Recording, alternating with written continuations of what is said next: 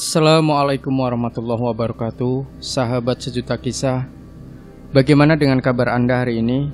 Mudah-mudahan fine. Dan semoga kalau ada yang lagi sakit, lekas diberi kesembuhan oleh Allah Subhanahu wa Ta'ala.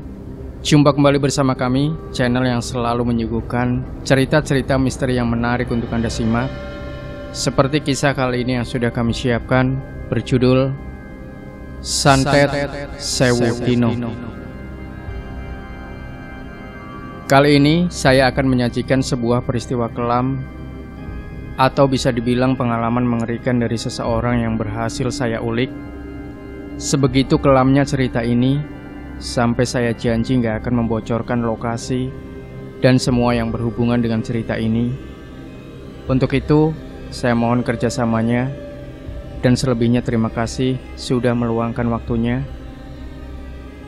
Saya ingin menyampaikan cerita ini dengan tempo pelan, sehingga saya bisa menggambarkan pengalaman dari peristiwa ini sedetail mungkin. Dan untuk itu, mari kita mulai ceritanya. Kamu yakin mau pergi ke ibu kota? Kenapa nggak nyari sekitaran sini? Yang deket aja dulu, kali aja tenaga kamu dibutuhkan. Sri terdiam, butuh waktu untuk mencerna kalimat bapak. Kerja apaan pak di sini? Lah, saya itu cuma lulusan SD, kata Sri sembari menghela nafas. Kalau kamu berangkat, nasib bapak gimana? Siapa yang nanti merawat nak? Iya pak, Sri paham. Tapi kalau Sri tidak cari kerja, bagaimana saya ngasih duit? Sore itu matahari mulai terbenam sebelum seseorang mengetuk pintu gubuk rumah Sri. Rupanya itu adalah Bu Meni, tetangga yang paling mampu di kampung ini. Ia menyampaikan kedatangannya, mengabarkan bahwa ada seorang penelpon dari Gria Zainah, salah satu area penyalur pembantu yang tempo hari dititipi oleh Sri bila ada yang membutuhkan tenaganya. Sri pun bergegas, di kampung itu memang hanya Bu Meni yang punya pesawat telepon. Karena itu, banyak warga yang selalu minta tolong kepada beliau, termasuk untuk urusan ini. Sri menjawab telepon, menyampaikan kesiapannya. Ia diminta datang esok hari ke rumah si penyalur. Untuk sementara, Sri menunda keberangkatannya. Ia berharap bila memang rezekinya tidak jauh dari tempatnya tinggal, ia akan menyanggupinya. Mengingat bapak sudah tua, dan mungkin ia tidak mau jauh dari anak semata wayangnya yang hanya lulusan SD seperti kebanyakan anak perempuan di kampung itu. Baginya yang sekarang Sri pikirkan adalah ia harus mencari uang untuk menopang kebutuhan yang kian hari semakin melejit. Untuk makan sehari-hari saja sudah susah. Untuk itu, Sri nekat melamar untuk menjadi pembantu di rumah orang yang mampu. Langit masih gelap, namun Sri begitu antusias. Meski ia janjian akan datang pukul 8, Sri sudah bergegas keluar rumah saat fajar pertama sudah menyingsing tinggi. Ia harus naik angkutan kota, kampungnya ada di pinggiran. Butuh waktu 1,5 jam untuk sampai ke kota. Tibalah Sri di depan rumah besar itu. Meski dalam bentuk rumah, namun si pemilik sudah sangat terkenal sebagai agen penyalur tenaga kerja untuk orang yang mencari jasa PRT. Sri baru tiba dan dilihatnya sudah banyak sekali orang menunggu. Tampaknya Sri bukan satu-satunya yang datang. Butuh waktu lama untuk akhirnya nama Sri yang dipanggil. Ia masuk ke sebuah ruangan kecil, melihat si pemilik agen penyalur, lalu ia menjelaskan bahwa kemungkinan ia butuh jasa PRT untuk satu keluarga. Namun ia masih harus diseleksi, dan siang ini si keluarga akan datang. Namun sebelum keluarga itu datang, si pemilik jasa bertanya. Pertanyaan yang membuat Sri sedikit curiga. Lebih tepatnya pertanyaannya mengundang banyak sekali pertanyaan. Salah satunya, Sri, ini benar kan kamu lahir Jumat Kliwon? Sri yang mendengar pertanyaan itu awalnya kaget. Namun dengan tergagap Sri bisa menjawabnya. Bila memang benar ia lahir di hari Kliwon, namun ia tidak tahu bila itu hari Jumat. Si pemilik jasa mengangguk, seakan ia menemukan apa yang ia cari. Bagi Sri, itu pertanyaan aneh. "Hari lahir kamu istimewa ya, Sri?" kata si pemilik jasa, lalu kemudian ia membawa Sri ke ruangan lain yang lebih besar, lebih megah. Ia diminta untuk menunggu. Sayangnya sudah ada 2 orang yang sudah duduk di sana lebih dahulu. Tampaknya Sri sudah lolos. Selama berjam-jam Sri menunggu di sana, ia sudah mengobrol dengan 2 orang yang duduk. Namanya adalah Erna dan Dini. Usianya tidak jauh dari Sri, masih muda dan belum menikah. Entah sampai mana mereka bicara, tiba-tiba si pemilik jasa memanggil salah satu dari mereka. Erna keluar karena tidak ada kabar. Lama tidak ada kabar, Erna tidak kembali. Sekarang ganti Dini yang dipanggil. Kini tinggal Sri sendirian di ruangan itu, menunggu entah untuk apa. Di sela kebosanannya, Sri melihat-lihat lewat jendela. Di sana, ia melihat banyak mobil terparkir. Sri tidak melihat mobil itu tadi. Kini, tiba giliran Sri yang dipanggil. Dengan ragu, ia keluar berjalan menuju ruangan tadi. Yang sekarang ada si pemilik jasa dengan seorang wanita yang memakai pakaian adat. Kebaya lengkap dengan sanggul. Ia duduk anggun menatap Sri dari ujung kepala hingga mata kaki. Ia tersenyum sangat tulus, membuat Sri merasa sungkan sekali. Seakan berhadapan dengan orang berderajat tinggi sekali. Sri bahkan tidak berani melihat matanya. Auranya begitu membuat Sri merasa kecil sekali. "Cantik sekali," ucapnya, nada suaranya sangat halus. Sri diminta untuk duduk, kemudian si pemilik jasa memperkenalkan siapa wanita anggun itu, yang rupanya adalah pemilik rumah makan yang saat itu terkenal sekali seantero Jawa Timur. Sebegitu terkenalnya, kekayaannya tidak perlu lagi dipertanyakan. Semua itu membuat terkejut. Namanya Kembang Kerasa.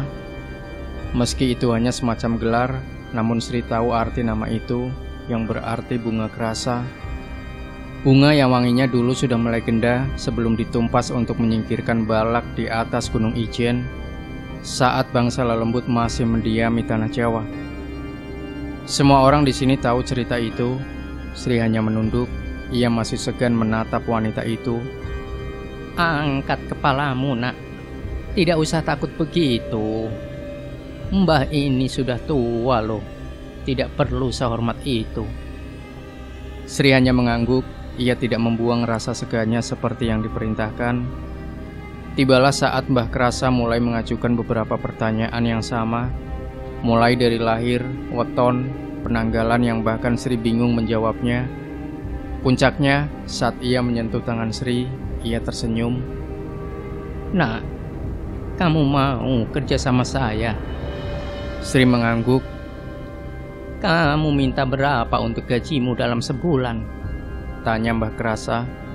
Sri bingung menjawabnya, kemudian dengan gugup ia mengatakannya. 700.000 nek kalau bisa."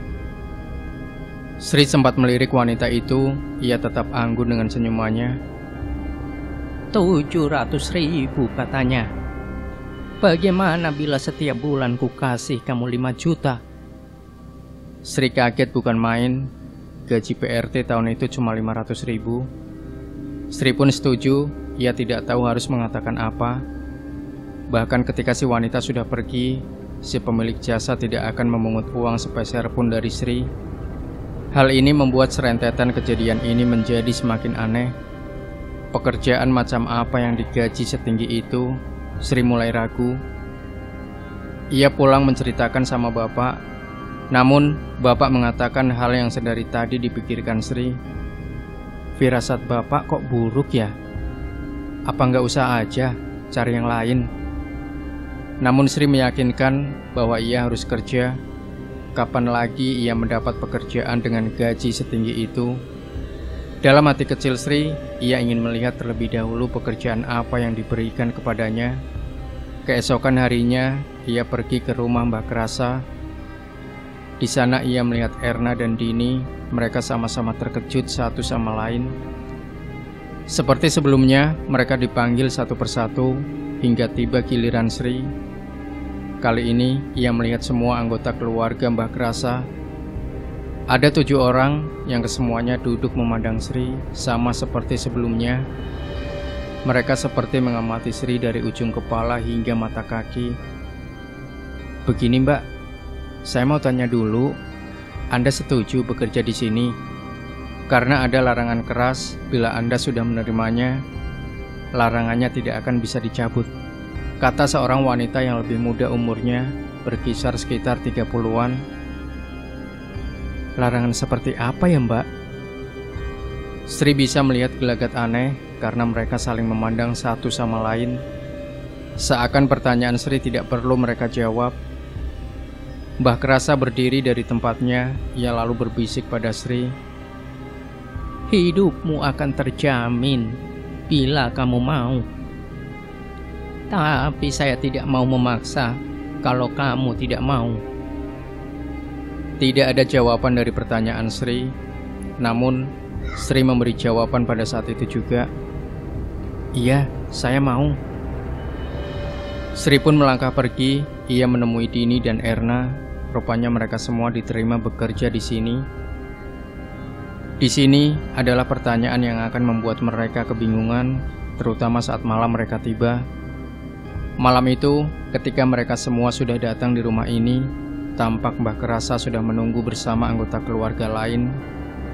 Di sini ia menjelaskan bahwa mereka bertiga akan ditugaskan di sebuah rumah lain. Sebuah rumah yang sangat jauh, jauh sekali. Rumah di dalam sebuah hutan. Sri dan yang lain bingung, tidak ada penjelasan ini sebelumnya. Namun mereka sudah berjanji mau menerima pekerjaan ini. Rumah macam apa yang dimaksud pun Sri tidak mengerti. Ada sebuah mobil yang sudah siap mengantar mereka. Di sana, sopir mereka akan menjelaskan pekerjaannya. Mobil sudah bergerak. Sri, Erna, dan Dini masih terlihat kaget. Satu sama lain tidak ada yang bicara, bingung. Sri memberanikan diri bertanya kepada sopir. Namun sopir memberi isyarat bahwa mereka tidak boleh bicara terlebih dulu. Seakan-akan mereka dibuntuti sesuatu. Ada kejadian menarik yang membuat Sri semakin curiga. Setiap persimpangan, si sopir berhenti mengambil sesuatu dari belakang, meletakkannya di tengah jalan, seperti bunga di dalam kotak yang terbuat dari daun pisang. Hal itu menimbulkan kecurigaan apa yang sebenarnya ia lakukan. Hal itu terus-menerus dilakukan, sampai akhirnya mobil sudah meninggalkan kota, jauh, dan perlahan mulai memasuki area hutan. Jam menunjukkan pukul 12 malam. Saat kegelapan hutan mulai menyelimuti mereka, tidak terbayangkan bahwa mereka akan tinggal di dalam hutan segelap ini. Kiri kanan pepohonan dengan semak belukar. Mobil terus berjalan sampai di sebuah jalan setapak. Perlahan mobil melesat masuk di atas jalan setapak yang ditumbuhi rerumputan liar. Mobil terus menerabas memaksa masuk. Sri dan yang lain mulai merasa tidak nyaman dengan ini. "Pak, kita mau kemana? Saya tidak akan dibunuh kan?" tanya Dini. Si sopir hanya tersenyum, tetap memaksa mobil menembus celah pepohonan, seakan mencari jalan di tengah gelap hutan yang dipenuhi kabut di sepanjang jalan. Setelah jauh masuk ke dalam hutan, mobil berhenti di sebuah semak dan pohon yang tidak lagi bisa dilalui mobil. Ada kejadian aneh, di mana ada satu pohon yang tidak terlalu besar, tumbang begitu saja. Si sopir keluar dari mobil, menyingkirkan pohon tumbang itu, dan dari sana ada jalan. Setelah melewati jalan yang naik turun, mereka sampai di sebuah rumah gubuk terbuat dari kayu yang disusun serampangan. Atapnya tidak terlalu tinggi, terlihat sangat kumuh, bahkan lebih kumuh dari rumah Sri. Dari sana muncul seorang pria tua yang sepertinya sudah menunggu mereka semua. Sri dan yang lain turun, kemudian si sopir menjabat tangan si pria itu, mencium tangannya, sebelum memperkenalkan Sri dan 2 orang lainnya. Mulai dari sini, si bapak yang akan menjelaskan semua. Tampak dari luar, bapak itu sudah usur. Bahkan caranya berjalan saja seperti kewalahan menyangga badannya sendiri. Ia tidak bicara banyak, hanya memperkenalkan namanya Pak Ageng katanya. Lalu ia mengajak Sri dan yang lain masuk ke rumah itu. Ia menuntunnya masuk ke kamar. Di salah satu kamar itu, Sri dan yang lain kaget bukan main. Karena tepat di atas ranjang, ada sebuah peti mati, keranda mayat di dalamnya. Ada seorang gadis yang mungkin masih SMU, masih muda. Ia memejamkan matanya. Di badannya, ia melihat nanah busuk dan garis lebam hitam. Siapa? Nama saya Tamin. Saya mengerti. Pasti banyak yang ingin kalian tanyakan tentang apa yang baru saja kalian lihat di sini. Si pria tua itu membungkuk sebelum melangkah keluar kamar. Ada apa sih sebenarnya ini? Kata Dini. Ia tidak bisa mengalihkan pandangannya pada gadis itu. Matanya terpejam, dikurung oleh bambu kuning yang dibentuk menyerupai keranda mayat. Sri dan yang lain yakin ada sebuah rahasia di tempat ini. Namun apa itu? Saat-saat kebingungan itu, Sri melangkah mundur. Ia tidak sanggup lagi melihat gadis itu yang entah siapa dan kenapa ada di sini. Ia berniat mencari tahu dan bertanya langsung pada sopir yang mengantar mereka. Sampai langkahnya terhenti manakala ia mendengar si sopir berbicara. Ki, apa nggak ada yang ngasih tahu mereka pekerjaan apa yang sebenarnya dijanjikan di sini? Kok tampaknya mereka terkejut sekali. Si sopir mulai berbicara. Belum, Mbah, maaf. Loh, kamu mau langsung pulang toh? Apa nggak besok saja? Tanya si Mbah. Tidak, Mbah, besok saya harus mengantar ibu. Ya sudah, hati-hati. Takutnya ada itu. Itu, batin Sri. Apa maksud kalimat itu? Apa yang mengikuti sebenarnya? Dan ada apa semua ini? Banyak pertanyaan muncul dalam kepala Sri sebelum Simbah tiba-tiba bicara. Keluar saja, Nak. Saya tahu kamu ada di situ. Sri melangkah keluar, melihat cahaya mobil mulai menjauh pudar lalu menghilang. Panggil temanmu, biar mengerti kenapa kalian ada di sini. Sri pun memanggil yang lain. Mbah Tamin duduk di sebuah kursi panjang, matanya menerawang jauh di atas rumah gubuk. Sementara Sri dan yang lain berdiri, siap dengan penjelasan tentang semua ini. Suasana hutan kian mencekam, setiap sudut pohon seakan hidup dan mengamati mereka. Sri merasa kecil di tempat ini. Aku masih ingat, anak kecil, cantik, ceria, belum punya dosa. Seperti baru kemarin rasanya. Tapi sekarang anak kecil itu terbaring sakit, melawan kodrat nyawanya. Hanya karena santet dari manusia biadab. Wajah Mbah Tamin menegang, kosakata kalimatnya seperti penuh amarah, membuat Sri dan yang lain bergidik ngeri. Anak kecil itu Dela, dia yang di kamar. Santet, ucap Sri dan yang lain bersamaan. Wajah Sri dan yang lain semakin menegang. Iya, karena itu dia disembunyikan di sini, biar bisa bertahan sampai ketemu cara memasang santetnya. Disembunyikan dari siapa, Mbah? Tanya Sri yang semakin tertarik. Seakan semua yang ada di sini membuatnya penasaran. Mbah Tamin menatap Sri, matanya seakan tidak nyaman dengan pertanyaan itu. Banyak yang tidak kamu ketahui. Lebih baik tidak tahu saja. Suasana menjadi hening sesaat. Mbah Tamin mengambil sebuah kotak, mengambil sejumput daun kering dari dalam kotak itu, memelintirnya dengan kertas, sebelum menyesapnya kuat-kuat. Asap mengepul dari mulutnya. Sekarang waktunya saya memberitahu tugas kalian di sini. Mbah Tamin berdiri. Ia seakan memberi tanda agar Sri dan yang lain mengikutinya. Ia berjalan di samping sisi rumah. Banyak sekali potongan kayu yang disusun. Memang rumah ini terlihat mengerikan dengan pencahayaan yang hanya dari lampu Petromax. Selain itu, kegelapan ada di mana-mana. Ia berhenti tepat di belakang rumah.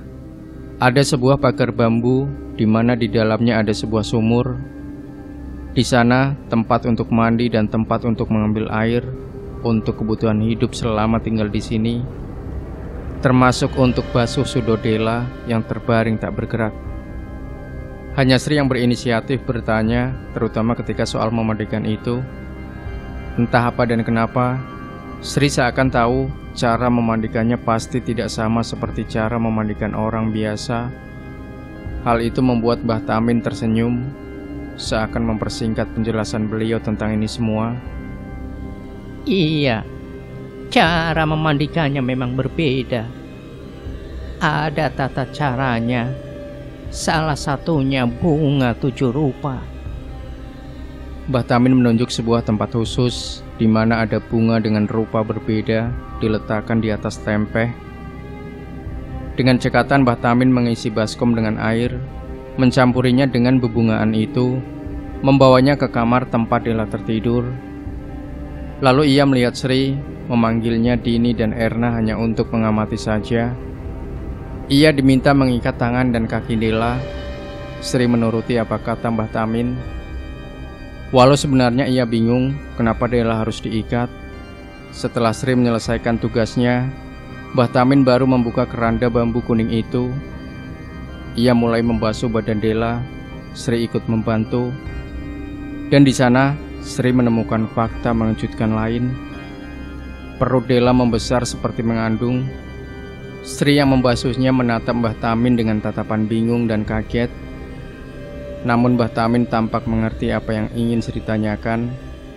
Setelah selesai dengan semua itu, keranda kembali ditutup dan kain yang mengikat Dela dilepas satu persatu.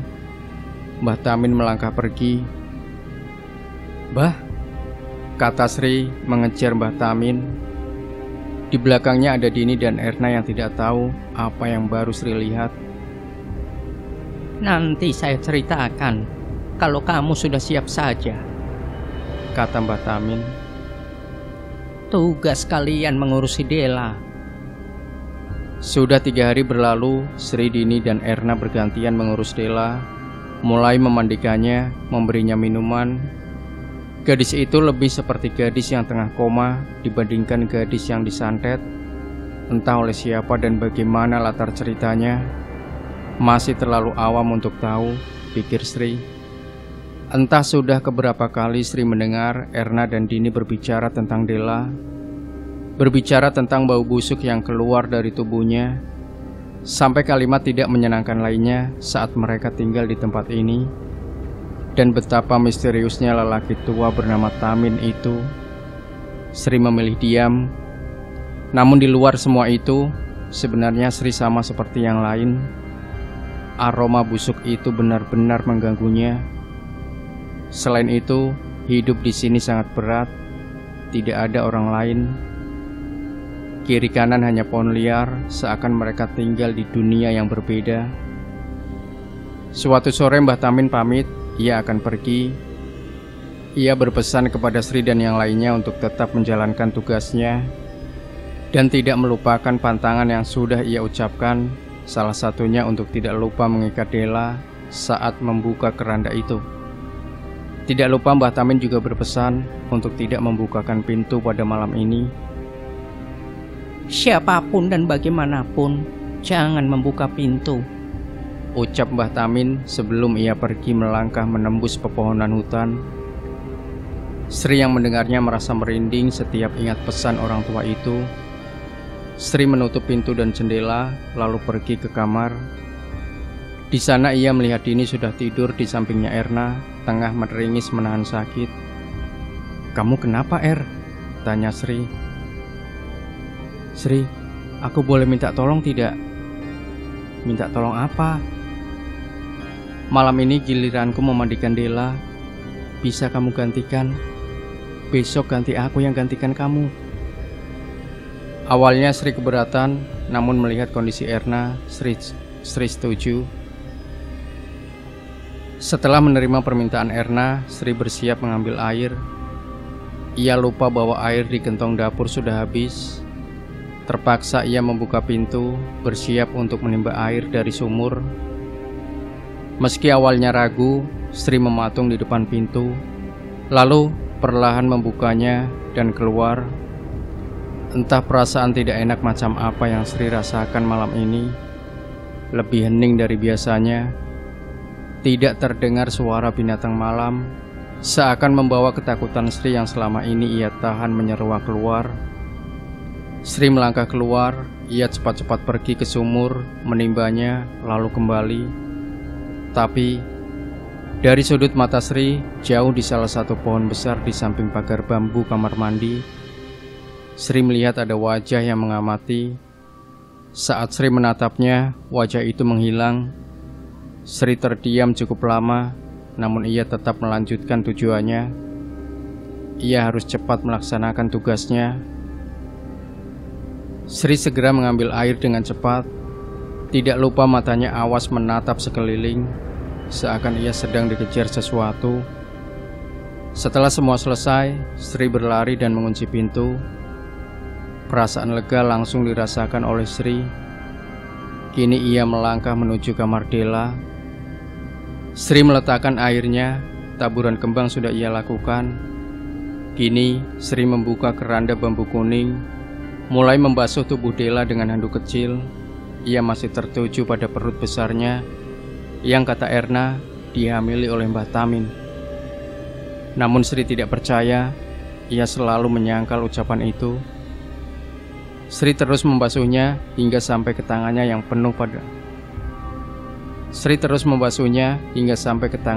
penuh luka borok. Di sana Sri terdiam. Ia lupa belum mengikat tangan dan kaki Dela. Saat Sri baru menyadarinya, ia menatap Dela membuka mata.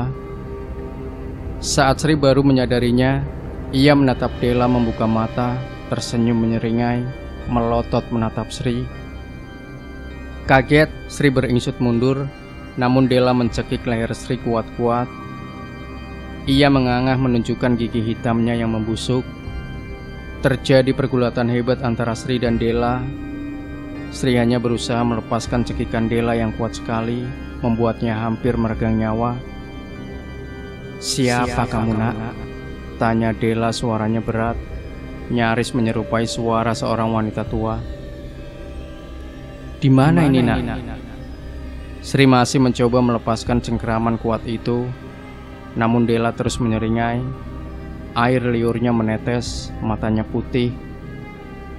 Ia tersenyum. "Jawab kalau ditanya." "Siapa Anda?" tanya Sri terbata-bata, nafasnya mulai sesak. Dela tertawa semakin keras, membuat Sri menangis ketakutan. Sebelum Erna masuk ke kamar karena keributan itu, ia bingung melihat Dela terbangun. "Ada apa ini, Sri? Kenapa, Dela?" Bingung, Dela menyeringai melihat Erna. Sebelum akhirnya melepaskan cekikan itu, ia melompat ke atas ranjang, merangkak, kemudian seakan tertawa kegirangan. Dela berteriak, "Ternyata anak lahiran Kliwon semua." Dela masih tertawa. Sri beringsut mundur, sementara Erna masih bingung dan syok melihat wajah Dela yang mengerikan itu. Dela terus melihat Sri dan Erna bergantian. Percuma, 1000 harinya anak ini akan segera habis. Kalian hanya jadi tumbal untuk anak ini. Dela tertawa terus menerus sebelum Sri melompat dan mencengkram Dela. Ia mengguyur Dela dengan air kembang itu. Dela berteriak kesakitan. "Kamu ngapain? Ambilkan tali hitam itu," teriak Sri pada Erna. Erna yang sempat kebingungan bergegas mengambil tali itu. Sri mengikatnya tepat di lehernya. "Ada apa ini, Sri?" Erna ikut menahan tubuh Della yang meronta. Sebelum akhirnya Della menjadi tenang dan ia kemudian tertidur kembali, Sri baru mengikat tali itu dengan benar. Ia mengikat Della kembali ke ranjangnya, menutupnya dengan keranda bambu kuning. Wajah Erna dan Sri masih tidak percaya atas apa yang baru saja terjadi. Erna mulai menangis. "Aku ingin pulang." Sri tidak berkomentar. Ia sadar bahwa sekarang ia juga ingin pulang. Hanya saja bila bukan karena sudah terikat dan pasti ada risiko yang sudah menunggu bila mereka pulang. Lantas, apa yang disembunyikan oleh Simbah? Sri menceritakan semuanya kepada Erna. Ia lalai dalam menjalankan tugasnya. Karena panik, ia membasuh Della tanpa mengikat tali di kaki dan tangannya terlebih dulu. Namun gara-gara itu, Sri menyadari santet macam apa yang memasukkan iblis sekuat itu hanya untuk menghabisi nyawa. Sri jadi ingat cerita bapak. Santet bukan hal baru di sini. Namun, untuk melaksanakan santet dibutuhkan kebencian yang melebihi akal. Bila benar itu, kebencian macam apa yang bisa dan setega ini dilakukan oleh orang hanya untuk mengambil nyawa dari anak yang tidak tahu apa-apa. Namun dibalik semua itu, santet ini adalah kali pertama Sri lihat. Seperti ada teka-teki, seakan ada yang ditutupi. Pasti ada jawabannya, pasti ada jalan keluarnya. Namun apa, Sri tidak tahu apapun dari keluarga ini. Dan kenapa anak ini sebegitu berharganya. Sampai Sri teringat 1000 harinya, kata Sri lirih. Ia melirik menatap Erna. Jangan bilang kamu lahir di hari Jumat Kliwon." Erna yang mendengarnya kaget. "Kamu juga?" Sri merasa ngeri. Sekarang ia tahu sesuatu. Namun ada satu lagi yang harus ia cari kebenarannya. Bila benar, pertanyaannya lengkap, begitupun jawabannya. Tidak hanya Della yang hidup di ujung maut, tapi mereka bertiga semua terjerat dalam satu garis weton yang sama. Sejahat itu keluarga ini. Untuk harga nyawa mereka semua. Lalu terdengar suara orang mengetuk pintu. Erna pun sama. Ia langsung berdiri. "Mbah Tamin pulang, Sri. Ayo kita tanya orang tua anjing itu. Dia harus menjelaskan semuanya. Ada apa sama anak gila ini?" Erna pergi. Sri baru ingat pesan Mbah Tamin. Ia langsung bergegas bersiap menghentikan Erna. Sri lari mengejar Erna. Untungnya ia masih sempat mencengkram lengan Erna. Mereka terdiam di depan pintu rumah. Suara ketukan itu terdengar lagi. Setiap ketukannya terdiri dari 3 ketukan. Semakin lama ketukannya semakin cepat, semakin cepat, semakin cepat, sampai tidak ada ketukan lagi. Erna dan Sri saling berpandangan bingung. Keheningan menenggelamkan mereka di dalam rumah itu sebelum sesuatu menggebrak pintu dengan keras hingga membuat mereka tersentak. Mereka hanya diam, berusaha tidak bersuara. Lalu dari belakang seseorang melangkah masuk. Dini melihat 2 temannya terlihat kacau balau. Ia bingung kemudian berujar, "Kalian gak dengar Mbah Tamin manggil? Buka pintunya." "Jangan ngawur kamu," celoteh Erna. Namun Dini memaksa. Bahkan Sri yang memegang tangannya. Dini pelototi sampai akhirnya mereka mengalah. Dini membuka pintu. Di sana Mbah Tamin berdiri. Ia hanya diam menatap mereka semua sebelum melangkah masuk ke rumah. Anehnya, malam itu wajah Mbah Tamin tampak merah padam. Ia tidak berbicara kepada mereka, tidak membahas kenapa pintunya tidak langsung dibuka, padahal ia sudah memanggil-manggil dari tadi. Namun, Sri merasa Mbah Tamin tahu bahwa ia baru saja lalai terhadap Della. Sri dan yang lain mengikuti Mbah Tamin. Beliau masuk ke dalam kamar Della. Lalu perlahan ia membuka keranda bambu kuning. Ia membukanya. Kali ini tanpa mengikat Dela terlebih dahulu, seakan ingin mengulang kesalahan Sri. Hanya Sri dan Erna yang memandang hal itu dengan ngeri. Sri mendekat perlahan, seakan ingin melihat lebih dekat apa yang orang tua itu lakukan. Lalu, tiba-tiba mata Dela terbuka. Ia melihat Mbah Tamin menatapnya cukup lama sebelum menangis meraung layaknya gadis kecil. "Sakit, Ki, sakit sekali." Dela hanya menangis. Mbah Tamin hanya bisa membelai rambut Dela, berusaha menenangkannya. Pemandangan itu seperti melihat seorang ayah dan anak yang saling mengasihi. Namun Sri masih belum mengerti, seakan Dela yang ini berbeda dengan Dela yang Sri dan Erna temui tadi. Apa yang terjadi sebenarnya? Sabar ya nak, sebentar lagi adalah puncak rasa sakitmu, ucap Mbah Tamin. Ia masih mengelus rambut Dela. Lalu Dela melirik Sri dan yang lain hanya diam mematung. Tatapannya seakan mengucapkan, "Terima kasih sudah mau merawat saya." Mbah Tamin lalu mengikat tangan dan tali Dela. Tergambar wajah sedih di sana. Ia masuk ke dapur, mengambil sebuah kain putih besar. Saat Mbah Tamin kembali ke kamar Dela, Dela menangis semakin keras. Ia berulang kali mengatakan, "Jangan, Ki, jangan kembalikan saya ke sana." Namun Mbah Tamin tetap meletakkan kain putih itu menutupi sekujur tubuh Dela yang meronta-ronta.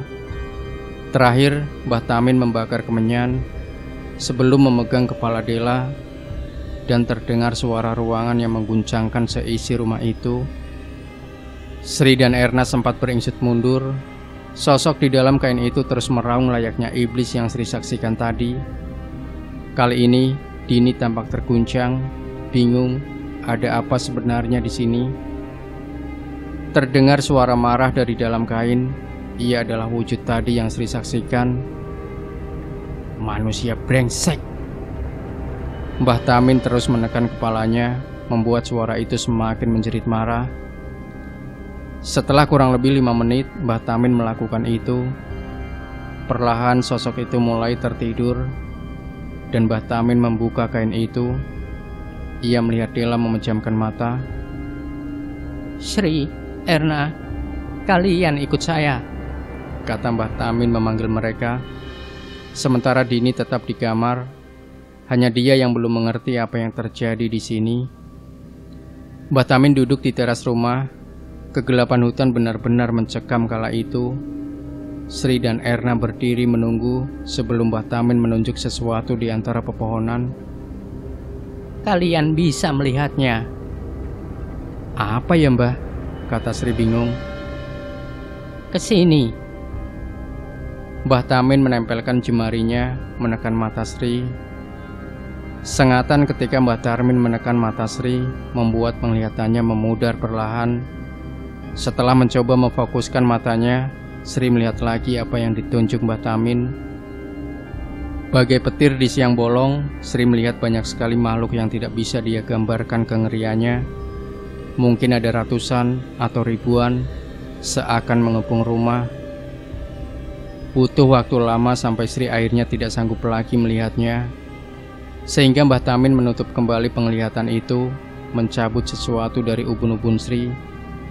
Dengan mata menerawang, ia mengatakan kepada Sri, "Raga yang dibuat mati adalah sebuah undangan bagi makhluk seperti mereka," kata Mbah Tamin.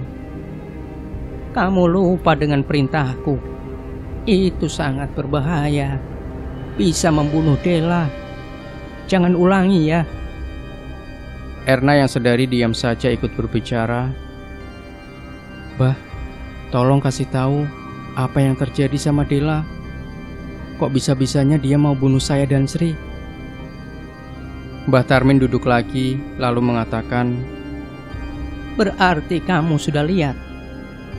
Itu adalah Cahaya Jati yang ingin membunuh Dela, tapi tidak bisa karena ia butuh Singgarahani seperti sepasang suami istri. Santet 1000 hari. hanya dimiliki oleh orang yang siap menanggung dosa dan siap mati bersama. Sri dan Erna masih terlihat bingung.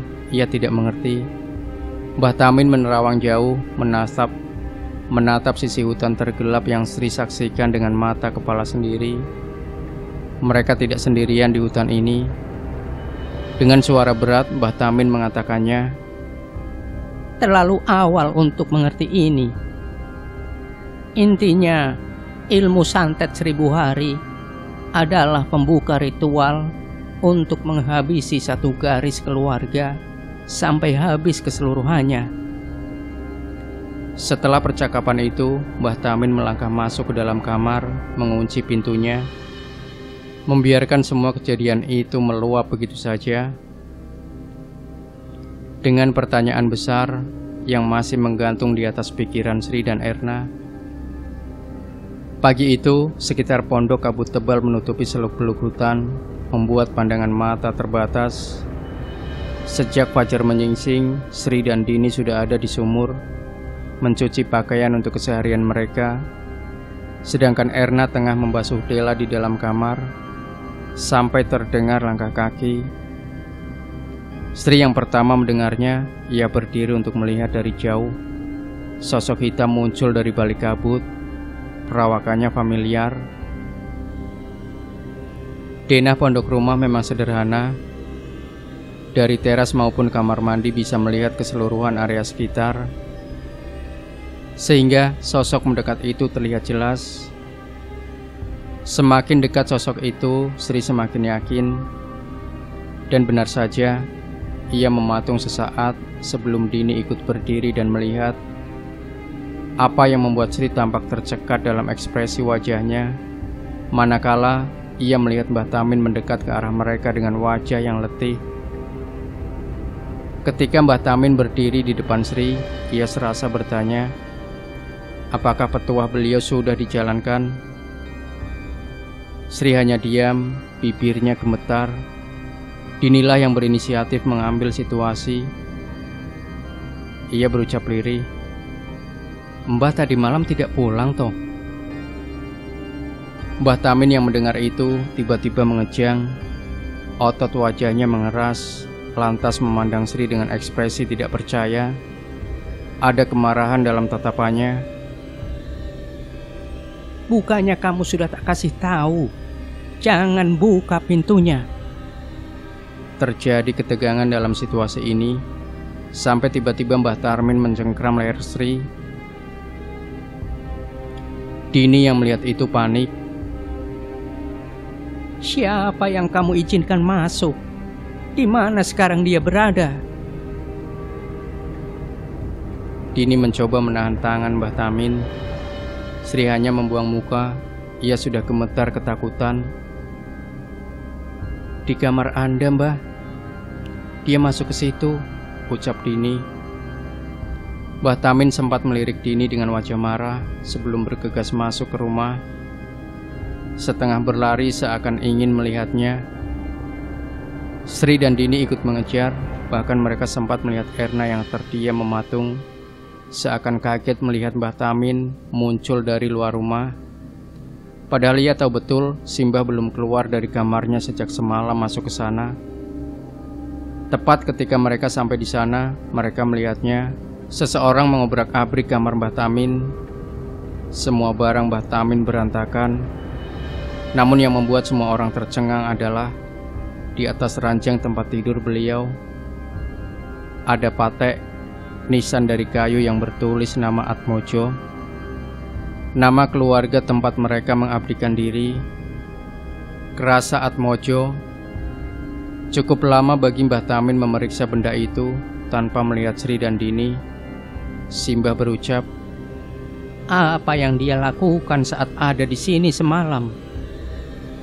Sri kali ini yang bicara. Ia mengatakan semuanya, termasuk Dela. Mimik wajahnya berubah. Ia diam sebelum akhirnya berjalan menuju Dela. Mbah Tamin melihat anak gadis itu masih terlelap dalam tidurnya.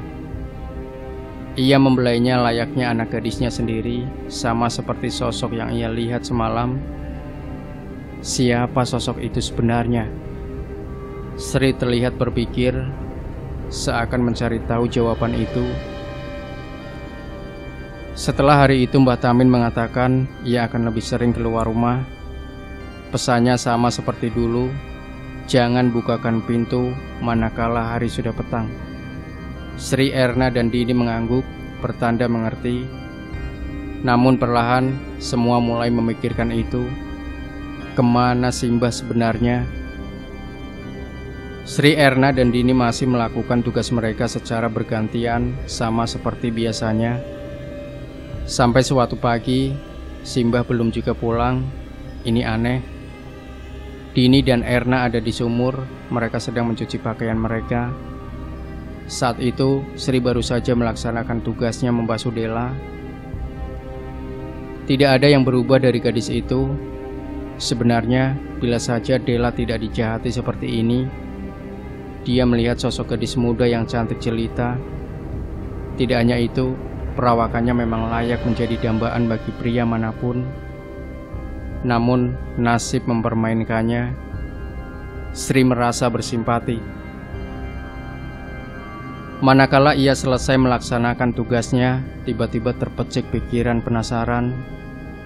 Selama ini, bila dipikir-pikir, ia belum pernah masuk ke kamar Mbah Tamin, hanya melihatnya dari luar. Kira-kira apa yang orang tua itu simpan di dalam kamarnya? Setelah melihat dan memastikan tidak ada orang di sana, ia membuka pintu itu yang memang tidak dikunci. Sri melangkah masuk, melihat kamar Mbah Tamin. Tidak ada yang istimewa selain benda yang sama yang ia temui di dalam kamarnya. Lalu mata Sri tertuju pada sebuah almari tua. Ia menemukan pakaian Mbah Tamin. Tidak ada apapun di sana. Bahkan di antara selipan lemari, dari atas hingga bawah. Lalu mata Sri tertuju pada sebuah meja yang sudah usang. Di sana ada sebuah laci kecil. Dengan jantung berdegup kencang, Sri membukanya, kemudian melihat isinya. Di sana ia menemukan pasak jagor, boneka isi rumput teki. Bentuknya sudah sangat berantakan akibat dicabik dan ditusuk. Masalahnya, Sri tahu benda apa itu.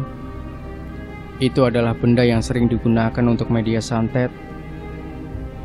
Apa yang sebenarnya orang tua itu lakukan? Tidak hanya itu saja, ada beberapa benda lain, sebuah cincin akik dengan batu merah, dan terakhir sebuah foto yang usang. Di belakangnya tertulis keluarga Atmojo. Ketika Sri memperhatikan foto itu, ia memekik ngeri. Ada Mbah Krasa dan seluruh keluarganya yang pernah ia lihat. Kaget, takut, dan merinding, itu yang Sri rasakan. Cepat-cepat ia mengembalikan semuanya, menutup laci itu lagi, kemudian melangkah keluar. Saat Sri membuka pintu, ia tersentak melihat Erna dan Dini menatapnya kaget. "Ngapain kamu?" Sri terdiam, ia berusaha tetap diam. "Nggak apa-apa. Semalam Simbah nyuruh saya bersihin kamarnya." Meski curiga, Erna dan Dini menerima alasan Sri. Ia melewatinya begitu saja. Namun perasaan Sri pagi itu sudah porak-poranda dengan pemikiran-pemikiran gilanya. Sejak hari itu, setiap kali berpapasan dengan Simbah, Sri seperti terguncang. Ia tidak bisa menutupi ketakutannya. Namun dari cara melihat Simbah, tampaknya beliau tahu sesuatu, dan itu membuat Sri tidak tenang. Ia seringkali merasa Mbah Tamin memperhatikan gerak-geriknya. Tapi malam itu, Suki, sopir yang mengantar mereka datang. Ia berbicara empat mata dengan Mbah Tamin, seakan ada sesuatu yang mendesak. Wajah Mbah Tamin tampak mengeras. Sri begitu penasaran, namun kali ini ia menahan diri. Sampai akhirnya pembicaraan itu selesai. Simbah mendekat. "Saya akan pergi sama Suki ke kediaman Krasa. Tolong jaga tempat ini. Ingat ucapanku. Lusa mungkin saya baru pulang." Sri mengangguk lalu memanggil yang lainnya. Mereka semua menatap satu sama lain. Ada keragaman di mata mereka bila mengingat kejadian sebelumnya. Namun tidak ada yang memprotes ucapan Simbah karena takut beliau akan marah lagi seperti sebelumnya. Malam itu, ketika Mbah Tamin sudah pergi, Sri merasa ia harus memeriksa kamar beliau lagi. Ia tahu masih ada yang harus ia cari tahu, termasuk teka-teki apa yang sebenarnya terjadi. Mungkinkah keluarga Krasa tidak tahu menahu perbuatan orang tua ini? Sri menunggu waktu yang tepat. Sri menunggu Erna dan Dini terlelap. Maka manakala ia sudah yakin dua temannya sudah tertidur, ia melangkah menuju kamar Mbah Tamin yang hanya terpisah sekat antara kamar Dela yang memang tanpa pintu itu. Sejenak Sri menguatkan diri, lalu masuk. Ia membuka pintu, membiarkannya tetap terbuka. Sementara ia mulai mencari di mana ia terakhir kali memeriksa benda keramat itu. Anehnya, ia tidak menemukannya. Dicari dimanapun, Sri tidak menemukannya. Apakah Simbah membawanya? Sri terdiam, berpikir, sampai sesuatu melintas. Sesuatu seperti baru saja melintas di belakangnya, melewati kamar Mbah Tamin. Sri melangkah memastikannya. Ia tidak tahu menahu apa itu. Tiba-tiba mata Sri tertuju pada isi dari ranjang Mbah Tamin. Ia menduga benda itu ada di sana, maka Sri mulai perlahan membukanya. Sri membuka semuanya, namun ia tidak menemukan benda itu juga di sana. Manakala Sri masih berusaha mencari, terdengar suara pintu ditutup dari belakang. Sri terhenyak sejenak sebelum berbalik melihatnya. Sri terdiam, melihat Dela menatapnya dengan senyuman menyeringai. Masih anak kecil, berani sekali cari masalah, kata Dela seraya tetap berdiri menahan pintu. Kepalanya menggedek ke kiri dan kanan, seakan menertawakan Sri yang tengah meringkuk ketakutan. Kok bisa? Kata Sri, ia tak kuasa komentaran. Coba pikirkan nak, kata Dela. Kenapa orang tua itu membuka keranda ini, lalu tidak mengikatku dengan benar? Rupanya untuk kamu ya. Manusia itu terkadang lucu ya. Sri terdiam, ia tiba-tiba berpikir, apa Mbah Tamin sengaja membuka keranda itu? Sial. Harusnya Sri berpikir bahwa kepergian beliau bukanlah sesuatu yang aneh. Namun untuk apa ia melepaskan makhluk ini? Dela merangkak, ia mendekati Sri yang sudah meringkuk. Namun aneh, si Dela hanya melihat wajah Sri sembari tetap tersenyum. Kamu tidak akan mati nak. Caranya membuatku malas mengambil nyawamu. Saya kasih sesuatu. Bila kamu ingin tahu sesuatu, ada apa di sini? Sri masih diam. Ia tidak dapat berbicara banyak. Ketakutan sudah memenuhi seluruh badannya. Ada sebuah pohon beringin di timur tempat ini. Cari sebuah batu tertata, lalu buka isinya. Dela berdiri membuka pintu, lalu menutupnya lagi. Sri yang masih terjebak dalam ketakutannya perlahan berdiri, melihat Dela yang kembali tidur. Tidak lupa ia menutup kerandanya, lalu ke kamar. Pagi itu seperti biasanya, Dini dan Erna sudah sibuk dengan kegiatannya sendiri. Sementara Sri, ia pamit untuk menghabiskan waktu di kamar. Sri mengaku badannya tidak enak, namun yang sebenarnya terjadi, Sri melangkah pergi menuju tempat yang ia dengar dari sosok yang ia temui semalam. Menelusuri jalan dengan kabut masih tebal, kiri kanan pohon tumbuh tinggi dengan semak belukar di setiap sisinya. Setiap langkah kaki Sri terdengar gemerasak dedaunan yang berserakan dengan aroma tanah yang masih tercium sengat. Sri terus berjalan ke timur sambil melihat pohon itu. Dari jauh, pohon itu tumbuh sendiri di antara semak belukar di sekitarnya. Ada tanah lapang yang terbuka, seakan pohon itu dibiarkan menyendiri. Begitu kelam, begitu menenggelamkan. Anehnya, Sri justru mendekatinya, seakan hatinya menuntun memanggil namanya. Ia harus melakukannya. Meski cahaya matahari sudah terang benderang, namun di bawah pohon ini, seakan cahaya itu tidak bisa menyentuhnya. Kehitaman dari rimbunya, dedaunan pohon beringin ini menciutkan nyali siapapun yang ada di sekelilingnya. Sri menelusuri pohon itu sampai ia menemukannya. Sri menemukan sebuah kuburan dengan batu nisan bertuliskan sebuah nama yang familiar, Dela Atmojo. Butuh waktu untuk memproses informasi itu, namun Sri mencoba menolak pikiran itu. Dela sudah meninggal kah? Batin Sri terguncang. Ia kini tersesat dalam pola pikirannya sendiri. Entah apa yang Sri pikirkan, ia langsung menggali tanah keras itu dengan jemarinya. Manakala tanah itu mulai menyakiti jari jemarinya, Sri mencari bebatuan untuk terus membongkar kuburan itu. Ia merasa ada yang salah dengan kuburan ini, termasuk ukurannya yang tidak terlalu besar. Benar saja, apa yang Sri lakukan tidak sia-sia. Ia sampai di sebuah kotak kayu yang terbuat dari jati. Sri mengeluarkan dari sana, membongkar penutup kotaknya. Di sana, ia menemukan sebuah boneka pasak jagor seperti yang pernah Sri lihat. Hanya saja boneka yang ini dililit rambut hitam. Sri memeriksanya. Rambut hitam itu panjang melilit boneka.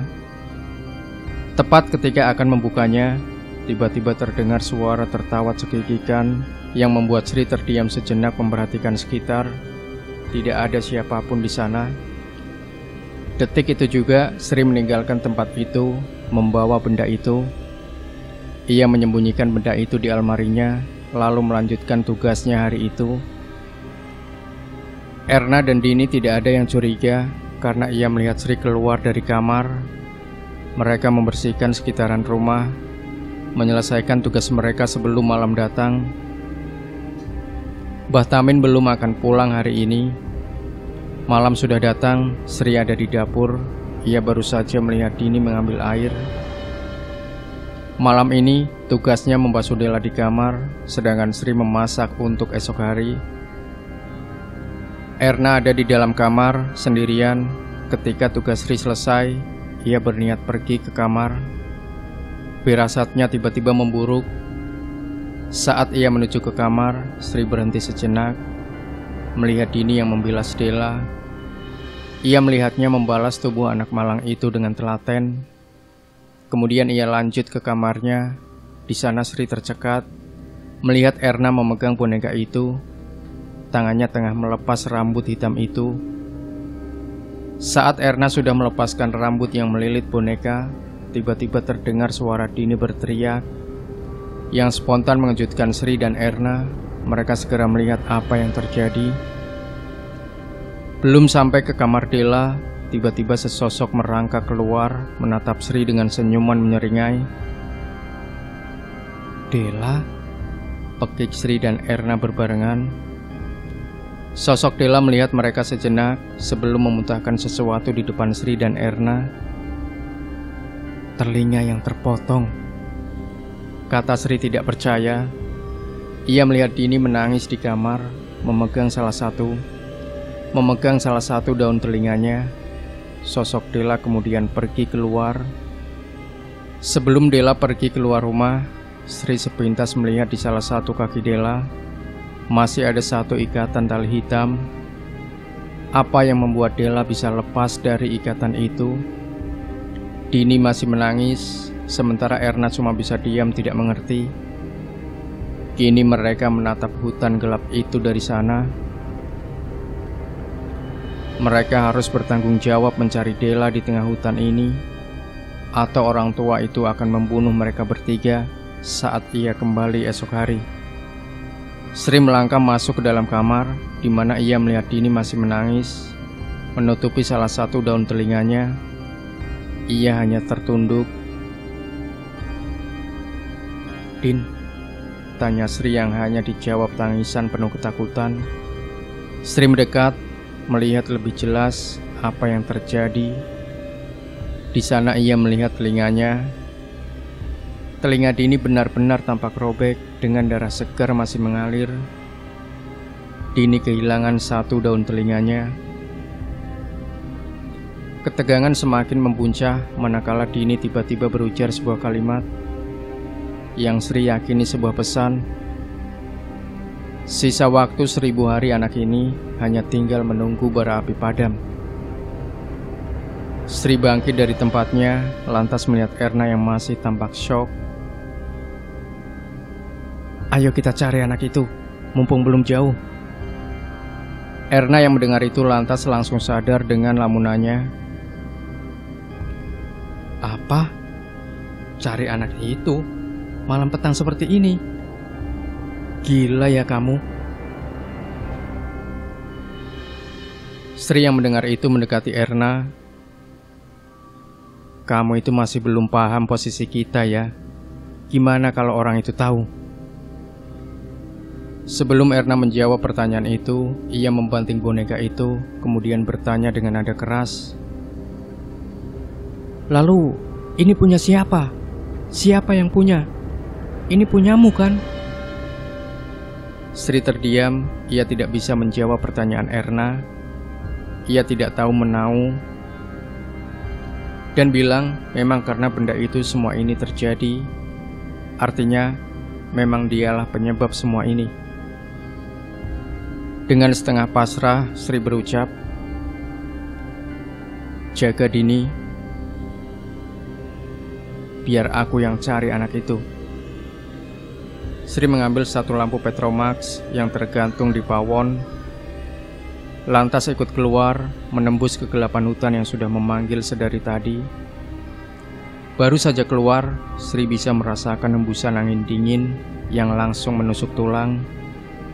Berbekal lampu Petromax di tangan, Sri berlari entah kemana, mengikuti jalan setapak, berharap ia masih bisa mengejar Dela yang bisa di mana saja. Ia tidak tahu seluk-beluk hutan ini. Sejauh mata memandang, hanya bayangan pohon dan kabut tebal yang Sri seringkali temui. Sisanya hanya suara gemerasa kakinya menembus semak belukar yang terkadang menggores kulitnya. Selain itu, hembusan nafas Sri lebih berat karena ketakutan sudah menemaninya semenjak keluar. Sudah tidak terhitung berapa banyak ia melintasi pohon besar. Mata Sri awas melihat sekeliling, sementara tangan dan kakinya meraba apapun yang bisa ia pegang, hanya agar ia tidak terjerembab pada tanah yang tidak rata. Namun, Sri masih belum menemukan tanda keberadaan Dela. Bagai mencari jarum dalam tumpukan jerami, mencari Dela di tengah kegelapan hutan seperti ini, berjalan dari satu tempat ke tempat lain, rasanya mustahil. Mustahil ia bisa menyisir keseluruhan hutan. Sampai Sri merasa ia tahu di mana keberadaan gadis itu. Semoga itu benar. Sri bisa melihat tempat itu bahkan dari jauh. Bayangan hitam besar rimbun itu seakan tidak kehilangan kengeriannya sedikitpun.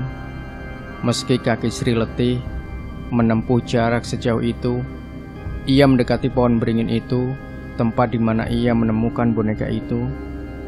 Terdengar suara langkah kaki Sri yang menembus semak. Kini ia berdiri tepat di bawah pohon itu, melihat Dela yang seperti sudah menunggunya. Ia hanya duduk menggoyangkan kakinya, seakan tahu Sri akan menemukannya. Gerak tubuh Dela membuat Sri tidak nyaman. Terkadang ia menggedek kepalanya, seakan tulang lehernya tidak dapat menyangga isi kepalanya. "Orang tua itu rupanya tidak bodoh ya," kata Dela.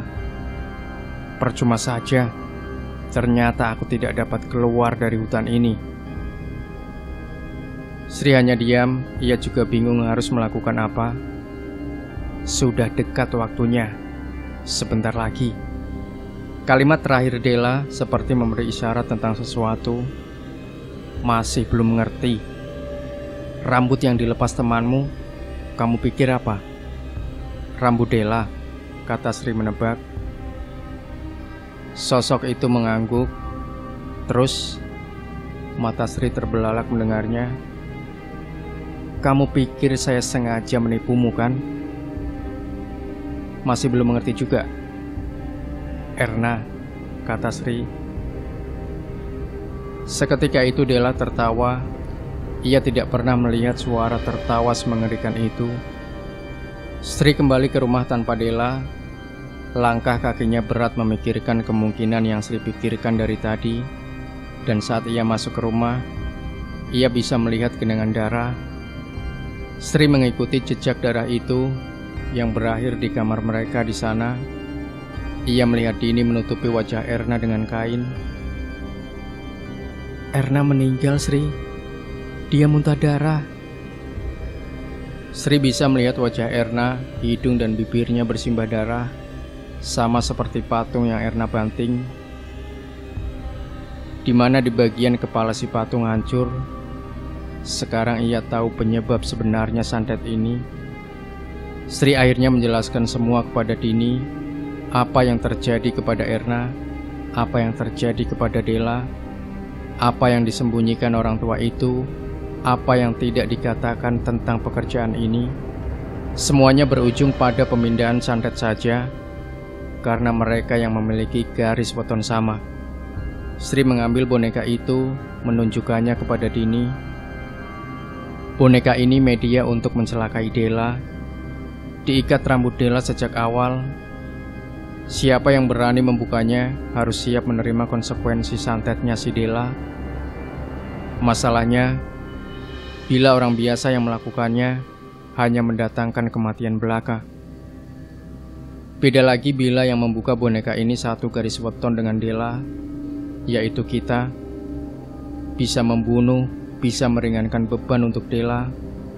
Aku yakin bonekanya nggak hanya satu, bisa 3-10, aku tidak tahu. Tapi Erna sudah menjadi korban salah satu bonekanya, tinggal kita.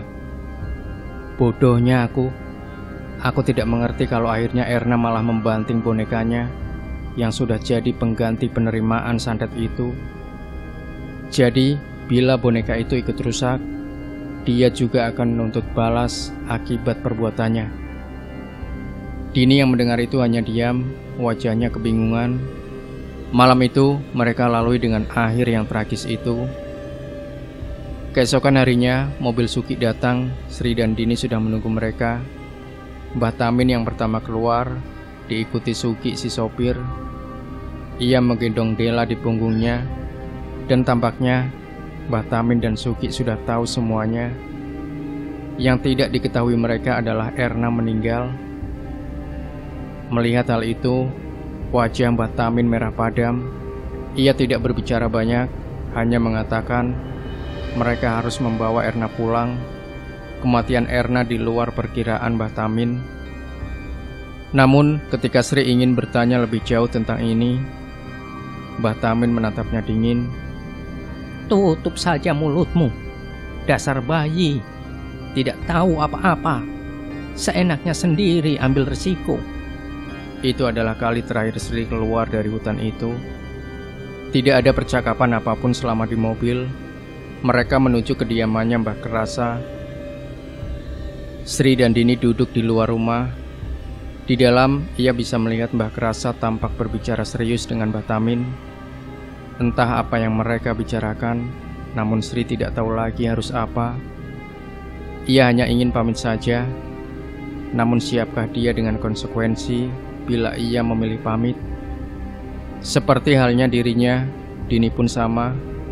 Bila pekerjaan dengan gaji besar itu memiliki risiko di luar nalar seperti ini, tidak akan ada orang waras yang mau menerimanya. Setelah menunggu lama, Sri dan Dini dipanggil untuk menghadap Mbah Kerasa. Sri dan Dini melangkah masuk. Ia dipersilakan duduk. Memandang wanita yang selalu saja membuat Sri merasa segan setiap melihat matanya. Saya ikut sedih mendengar nasib temanmu. Tapi saya sudah menjamin keluarganya. akan dapat semua kewajiban yang memang pantas dia dapatkan. Sekarang katakan apa yang ingin kamu bicarakan sama saya. Saya mau mundur, Mbah. Mbah kerasa memandang Sri cukup lama. Ada jeda keheningan di antara mereka. Suasana itu sama sekali tidak mengenakan bagi Sri dan Dini sebelum Mbah kerasa tersenyum. Boleh, tapi aku tidak mau menjamin nyawamu ya. Sri dan Dini melihat satu sama lain. Mereka tidak mengatakan apapun lagi. Sekarang apa yang mau mundur? Tanya Mbah kerasa, matanya mengintimidasi. Tidak, Mbah, kata Dini dan Sri bersamaan. Mbah kerasa mengangguk puas. Aslinya tidak perlu ada korban kalau kalian mengikuti apa yang Simbah katakan. Cuma butuh nurut saja. Apa susahnya dengerin orang tua? Mbah Tamin menatap Sri. Sri menyimpan sesuatu yang selama ini ia tahu, bahwa dalang dibalik semua ini adalah Simbah. Bahwa dalang dibalik semua ini adalah Simbah Tamin sendiri. Namun Sri masih merasa ia tidak memiliki bukti apapun. Mata Mbah Tamin seperti mengawasinya, tidak memberinya ruang leluasa untuk bicara dengan Mbah Kerasa secara pribadi. Namun entah bagaimana sekelebat pikiran itu muncul, Sri lantas mengatakan apa yang ia temukan di kamar Mbah Tamin. Bahkan Sri menunjukkan boneka yang ia temukan di bawah pohon beringin, sebuah pesan dari cucunya Dela Atmojo. Mendengar itu, Mbah Kerasa mengerutkan kening. Ia diam. Mbah Kerasa memandang Mbah Tamin yang sedari diam sembari berdiri. Lalu ia tertawa. Cukup membuat Dini dan Sri tersentak, seakan ucapan Sri hanya omong kosong. Lalu Mbah Kerasa mengatakannya, "Kamu belum cerita ke anak-anak ini apa yang sebenarnya terjadi," ucap Mbah Kerasa tenang. "Sok tahu," kata Mbah Tamin. Beliau mengambil sesuatu di sakunya, boneka yang sama, termasuk foto keluarga Atmojo. Sri terlihat bingung apa yang terjadi sebenarnya. "Saya ceritakan semuanya. Dengarkan. Tapi bila aku sudah cerita, apa yang akan terjadi sama kalian tidak akan bisa dicabut.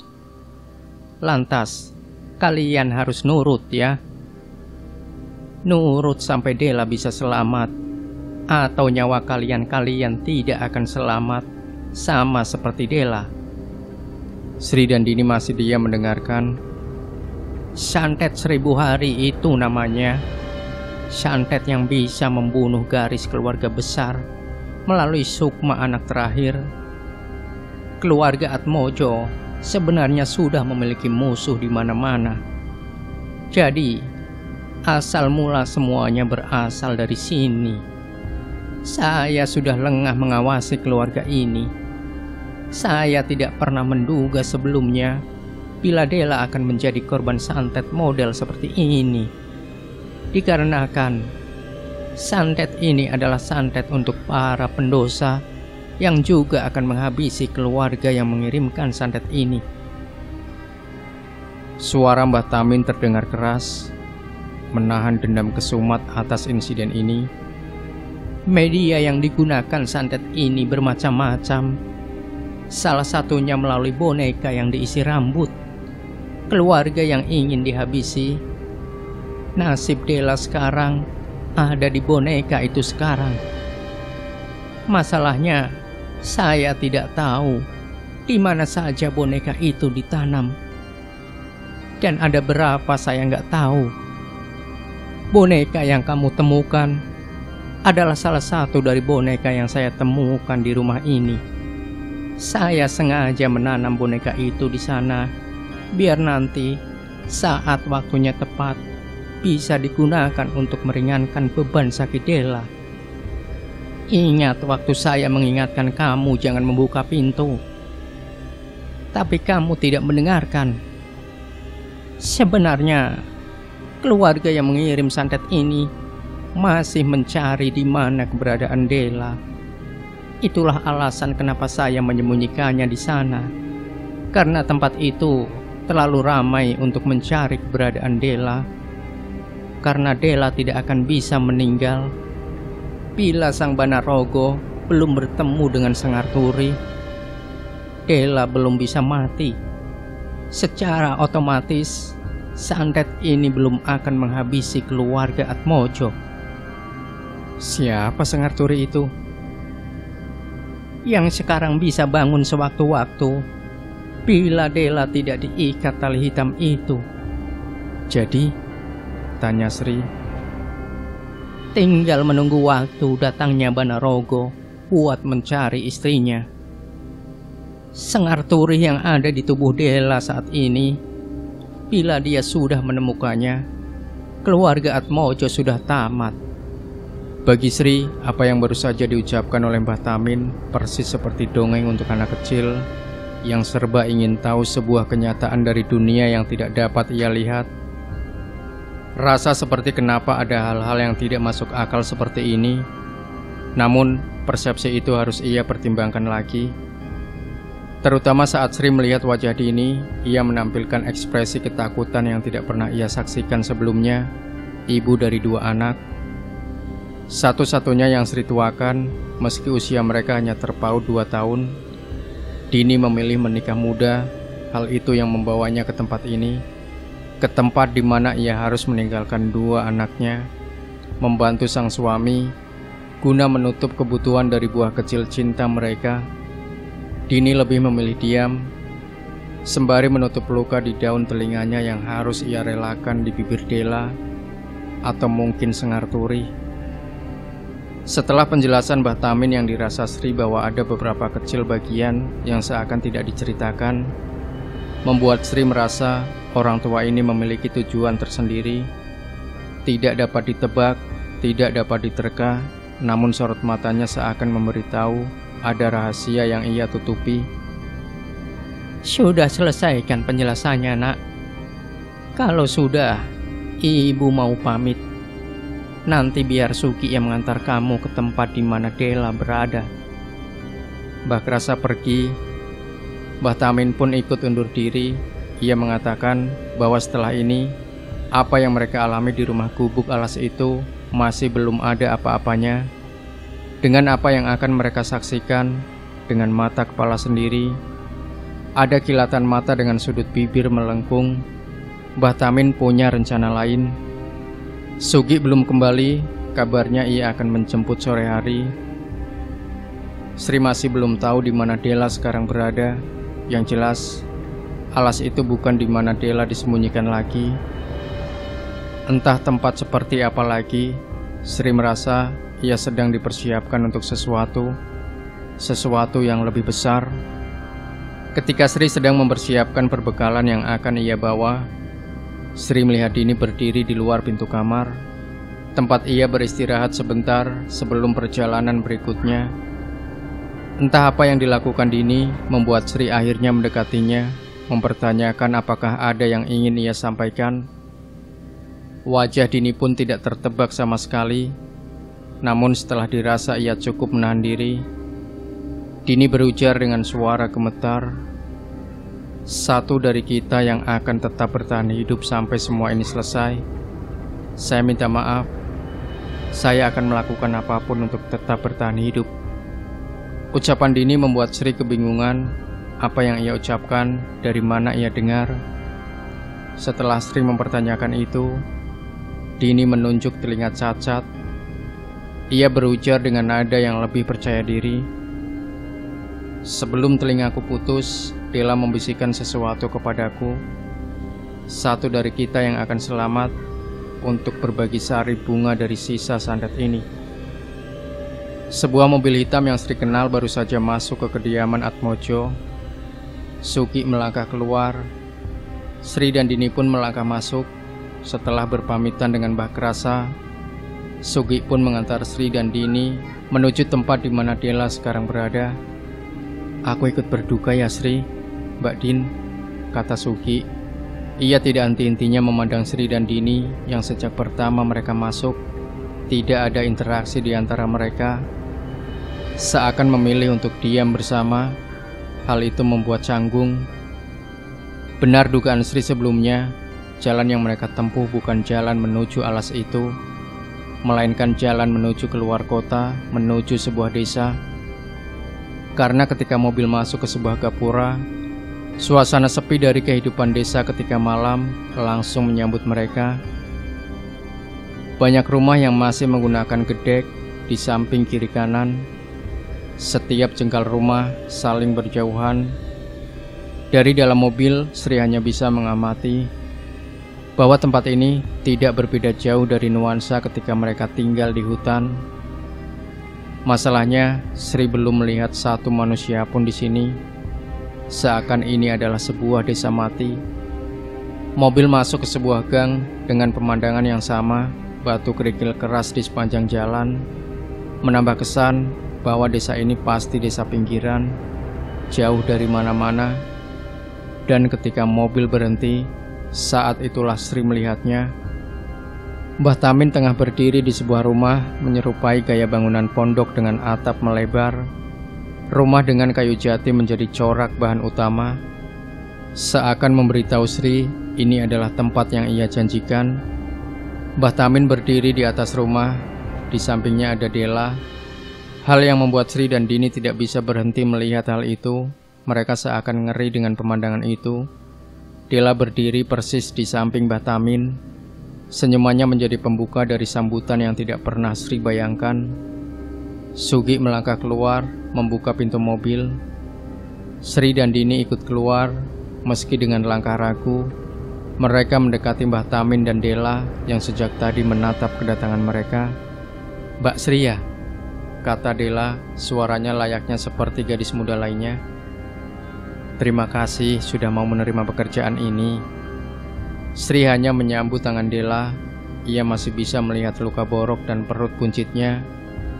Tidak ada yang berubah dari penampilan fisiknya yang membuat siapapun tidak akan sanggup melihatnya. Setelah melihat Sri dengan tatapan sumringahnya, Dela beralih pada Dini. Ia melakukan hal yang sama. Sri hanya bingung. Ia tidak pernah melihat ini sebelumnya. Apa yang membuat Dela yang ini sangat berbeda dengan Dela yang selama ini Sri lihat? Mbah Tamin hanya mengamati saja. Setelah berbasa-basi, Mbah Tamin mempersilahkan Sri dan Dini masuk di dalam. Sri langsung bisa merasakan bahwa rumah ini jauh berbeda dari rumah gubuk itu. Rumah di sini berkali-kali lipat lebih besar, tentu dengan nuansa Jawanya yang kental. Meski begitu, Sri merasa ngeri memasukinya. Setiap ruangan di rumah besarnya bukan main. Banyak lukisan dengan corak kental adat budaya Jawa yang bisa Sri saksikan langsung. Namun dari semua itu, ada satu lukisan yang menarik perhatian Sri. Sebuah lukisan yang familiar. Sri menatap lekat-lekat foto itu. Seorang wanita tengah berpose dengan sanggul, mengenakan kebaya, menatap lurus. Ia tengah memegang jabang bayi. Yang membuat Sri tidak bisa mengalihkan perhatiannya adalah jabang bayi di lukisan itu memiliki 2 kepala. "Sri, kamarmu ada di belakang sini. Ayo aku antar," kata Mbah Tamin. Sri baru menyadari Dini tidak ada di belakangnya, entah kemana. Ia mengikuti Mbah Tamin, menelusuri setapak demi setapak, dan melihat banyak ruangan tanpa pintu. Kamar Sri hanya ruangan kecil dengan beberapa perabot tua. Ia tidak lagi sekamar dengan Dini, hanya ada jendela yang ditutup oleh gorden. Di sana Mbah Tamin mengatakannya, "Kalau sudah jam 12, pintu kamarmu jangan dibuka. Jangan sampai kamu membukanya. Ingat pesanku ini," tegas Mbah Tamin, lalu ia pergi. Sri membuka gorden di jendelanya. Ia bisa merasakan bahwa keberadaannya di sini tidak ada bedanya dengan keberadaannya di alas itu. Entah kenapa, tempat ini sama saja seperti memintanya menguak apa yang ada di sini. Sebelum ia melihat Dela, baru saja melewati kamarnya, menatapnya, lalu menghilang dengan senyuman yang memancing keingintahuan. Sri sudah mengunci pintu kamar dan jendelanya. Kini ia berbaring di atas kasur tua, yang setiap ia bergerak mengeluarkan suara tidak mengenakan. Hanya dengan menatap cahaya lilin di meja, Sri merasa ia aman. Selebihnya ia terjaga, tidak bisa tidur dengan pertanyaan di pikirannya. Waktu terasa begitu lambat. Setiap ketukan detik yang Sri bayangkan terasa mengambang dalam sepi di kamar itu. Lalu terdengar suara lirih. Suara yang membuat Sri merasa tidak sendiri lagi. Suara itu terdengar dari luar kamar. "Mbak Sri, Mbak, ini aku Dela." Mendengar itu, Sri langsung tercekat. Entah apa itu, suara itu seakan mengancamnya. "Mbaknya sudah tidur. Ini aku Dela, Mbak. Dibuka dulu pintunya, Mbak." Sri masih diam. Ia mencoba menahan diri. Suara itu mengganggunya. "Mbak Sri, saya tahu kamu masih terjaga. Dibuka dulu pintunya. Nanti saya kasih tahu rahasia." Kaki Sri mulai melangkah turun. Ia beranjak dari tempatnya, namun ia masih ragu. Sri belum menjawab. Ia masih diam membiarkannya ditelan sunyi, diobrak-abrik sepi, sampai keheningan itu menguasai. Senyap, suasana saat itu sangat senyap. Namun perasaan itu seakan menekan Sri dalam kegilaan dan rasa penasaran yang saling melahap satu sama lain. Sri gila. Benar saja, keheningan itu membuat sebagian pikiran Sri tertekan, hingga Sri merasa bahwa Dela telah pergi. Sri mencoba untuk menenangkan diri. Ia terduduk dengan kaki yang sudah lemas. Namun tiba-tiba, buah! Pintu kamar Sri dihantam oleh sesuatu yang sangat keras. Setelah gebrakan itu, suara tertawa yang pernah Sri dengar itu muncul. "Anak bodoh, nyawamu itu sampai mana sih? Tak kasih tahu. Jumat Kliwon. Pikirkan itu, pikirkan." Sri hanya meringkuk. Ia tidak mau menjawab siapapun itu. Lalu, "Sri, kalau sudah mau tidur, lilinnya dimatikan dulu ya." Saat itu juga lilin itu mati dengan sendirinya. Kegelapan itu menenggelamkan Sri dalam tangisan ketakutan tergila. "Dela juga datangin kamu semalam?" tanya Dini. Ia tengah sibuk membasuh baju di sumur belakang.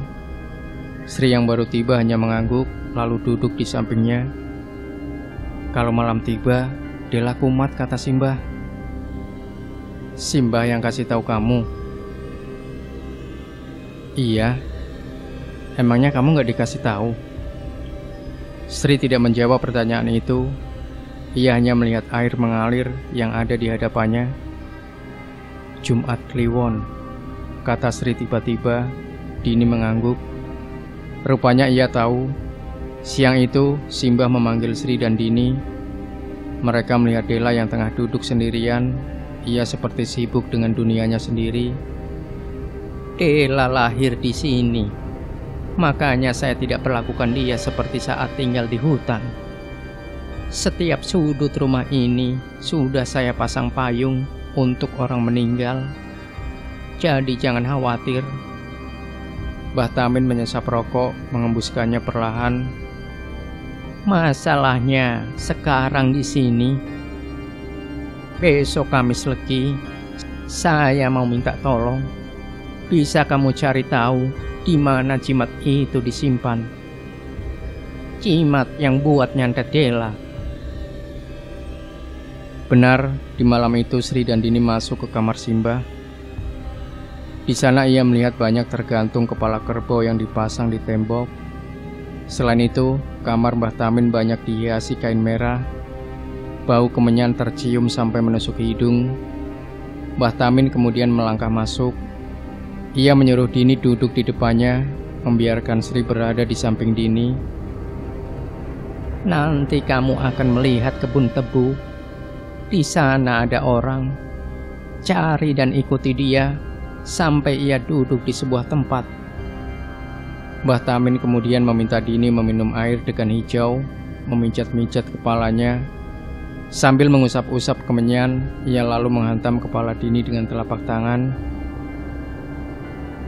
Sri, tolong jaga Dini.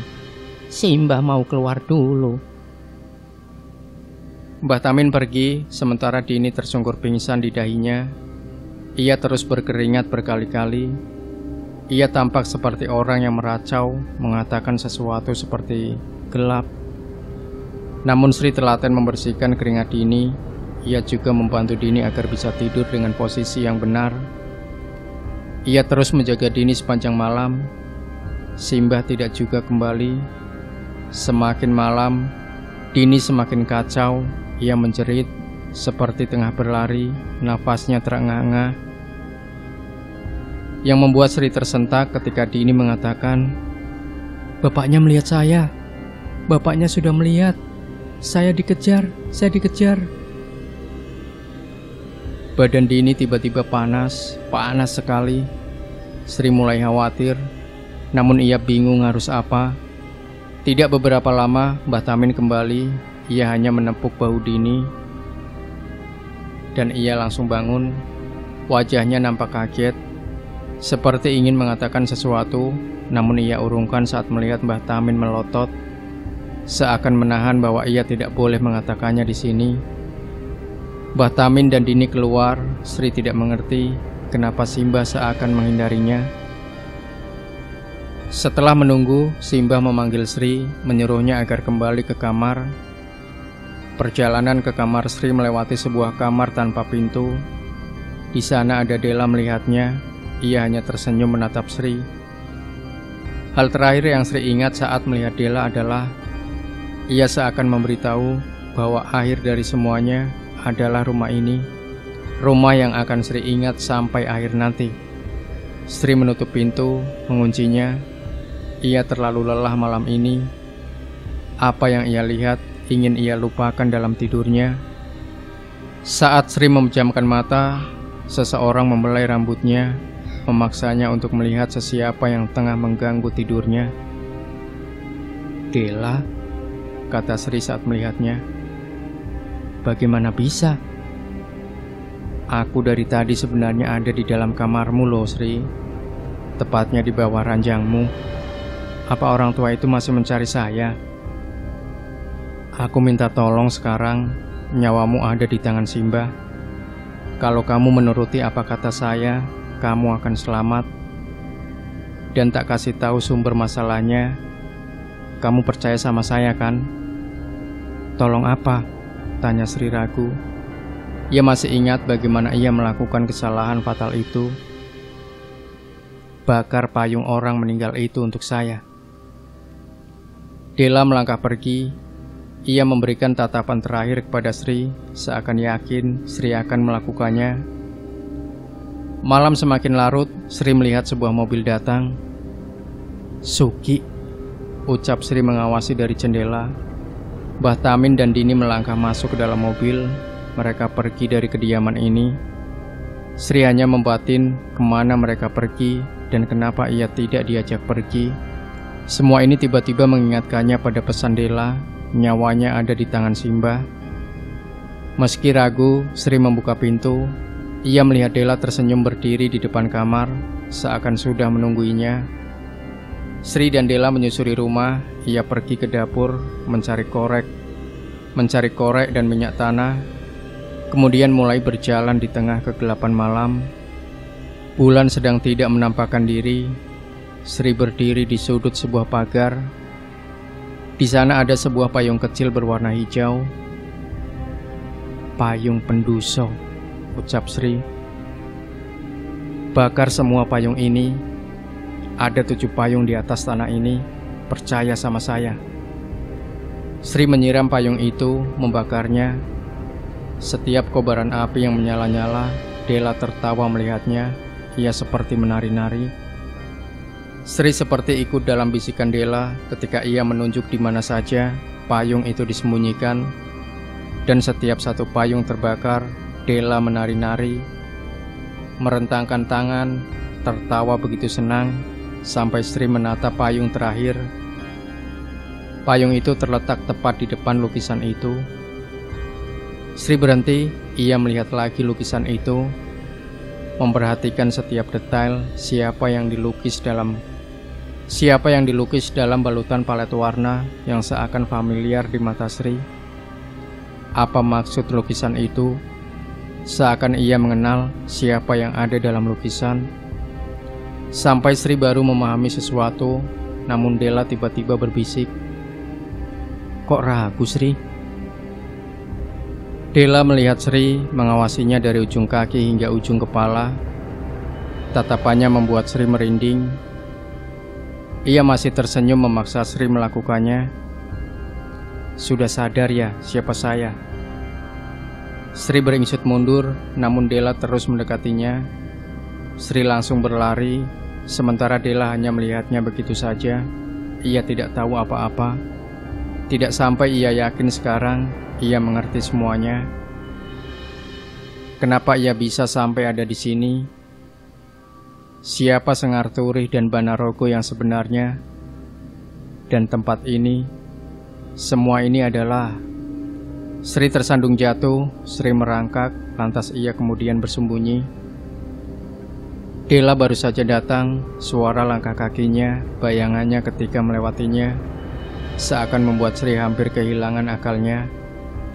Sri terus diam, Della tidak akan tahu di mana ia berada. Sebelum Sri, Della menarik rambut Sri, mencengkeramnya.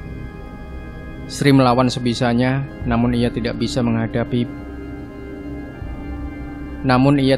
menghadapi bala kekuatan yang entah dari mana datangnya. Della seperti orang kesurupan. Caranya menghantam wajah Sri dengan telapak tangannya membuat wajah Sri babak belur. Bahkan ia menginjak wajah Sri dengan kakinya. Della terus berteriak meminta Sri menyelesaikan tugasnya. Ia harus menyelesaikannya, tidak boleh tidak. Di sini, Sri menyadari sesuatu lagi. 1000 hari sudah semakin dekat. Artinya, tidak ada kesempatan lagi untuk membuang-buang waktu. Sampai terdengar suara mobil datang, Della dan Sri terdiam. Manakala ada seseorang datang mendekat, langkahnya pelan. Ia menyusuri ruangan, kemudian menampakkan dirinya di depan Sri dan Della. Mbah Kerasa melihat Sri, tatapannya kecewa.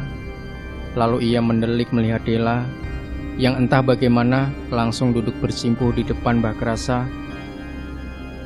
Ia membelai rambut Della, seakan dia adalah binatang peliharaannya. "Rupanya kamu sudah mengerti ya. Antarkan Sri ke kamarnya," kata Mbah Kerasa. Orang yang berdiri di belakangnya membawa ikut Sri.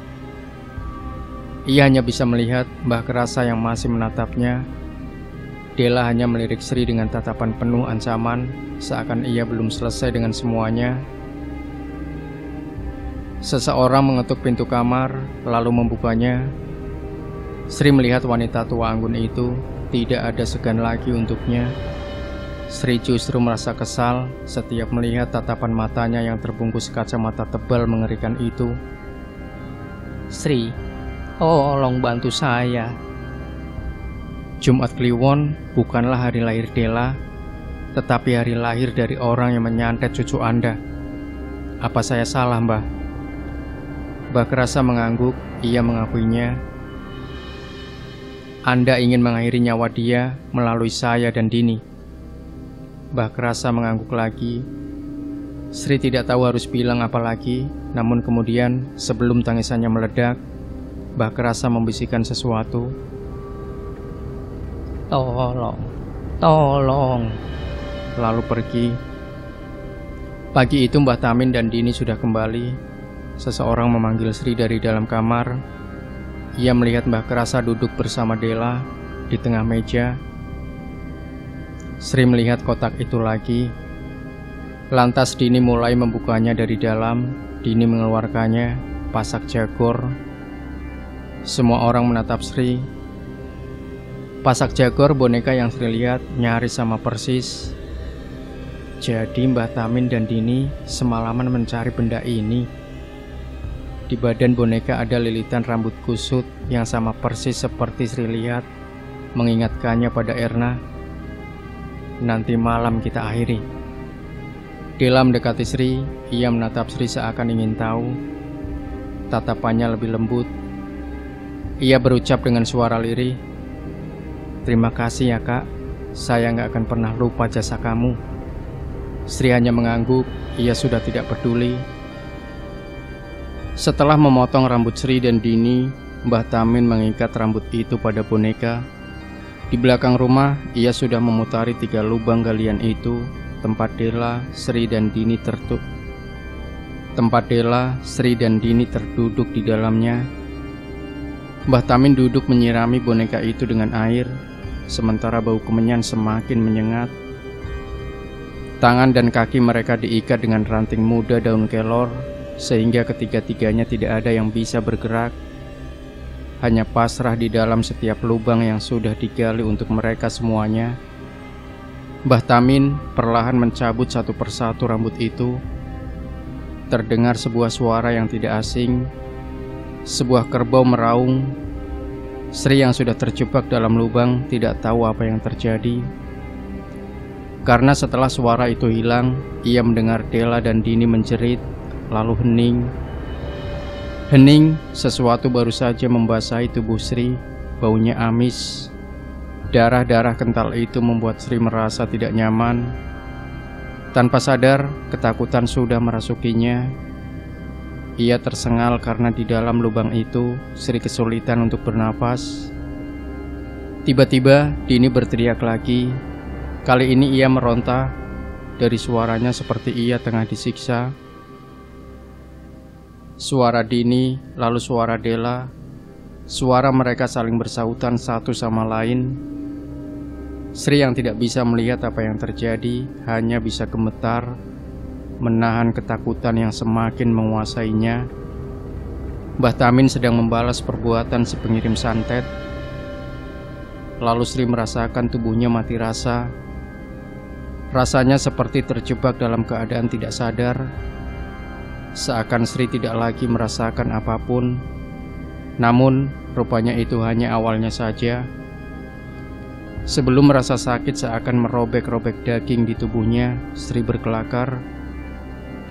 Itu adalah rasa sakit terhebat yang pernah ia rasakan. Suara Sri menggelegar, mereka sama-sama berteriak. Namun ada suara lain yang ia dengar. Suara seorang lelaki. Ia tidak hanya berteriak, ia mencaci maki dengan suaranya yang gemetaran. Suara asing yang tidak diketahui dari mana datangnya. Suara si pengirim santet. Kesakitan itu benar membuat Sri tidak tahu seperti apa ia harus menggambarkannya. Karena setelah sentakan itu, nyawanya seperti ditarik. Saat itulah Sri yakin melihatnya.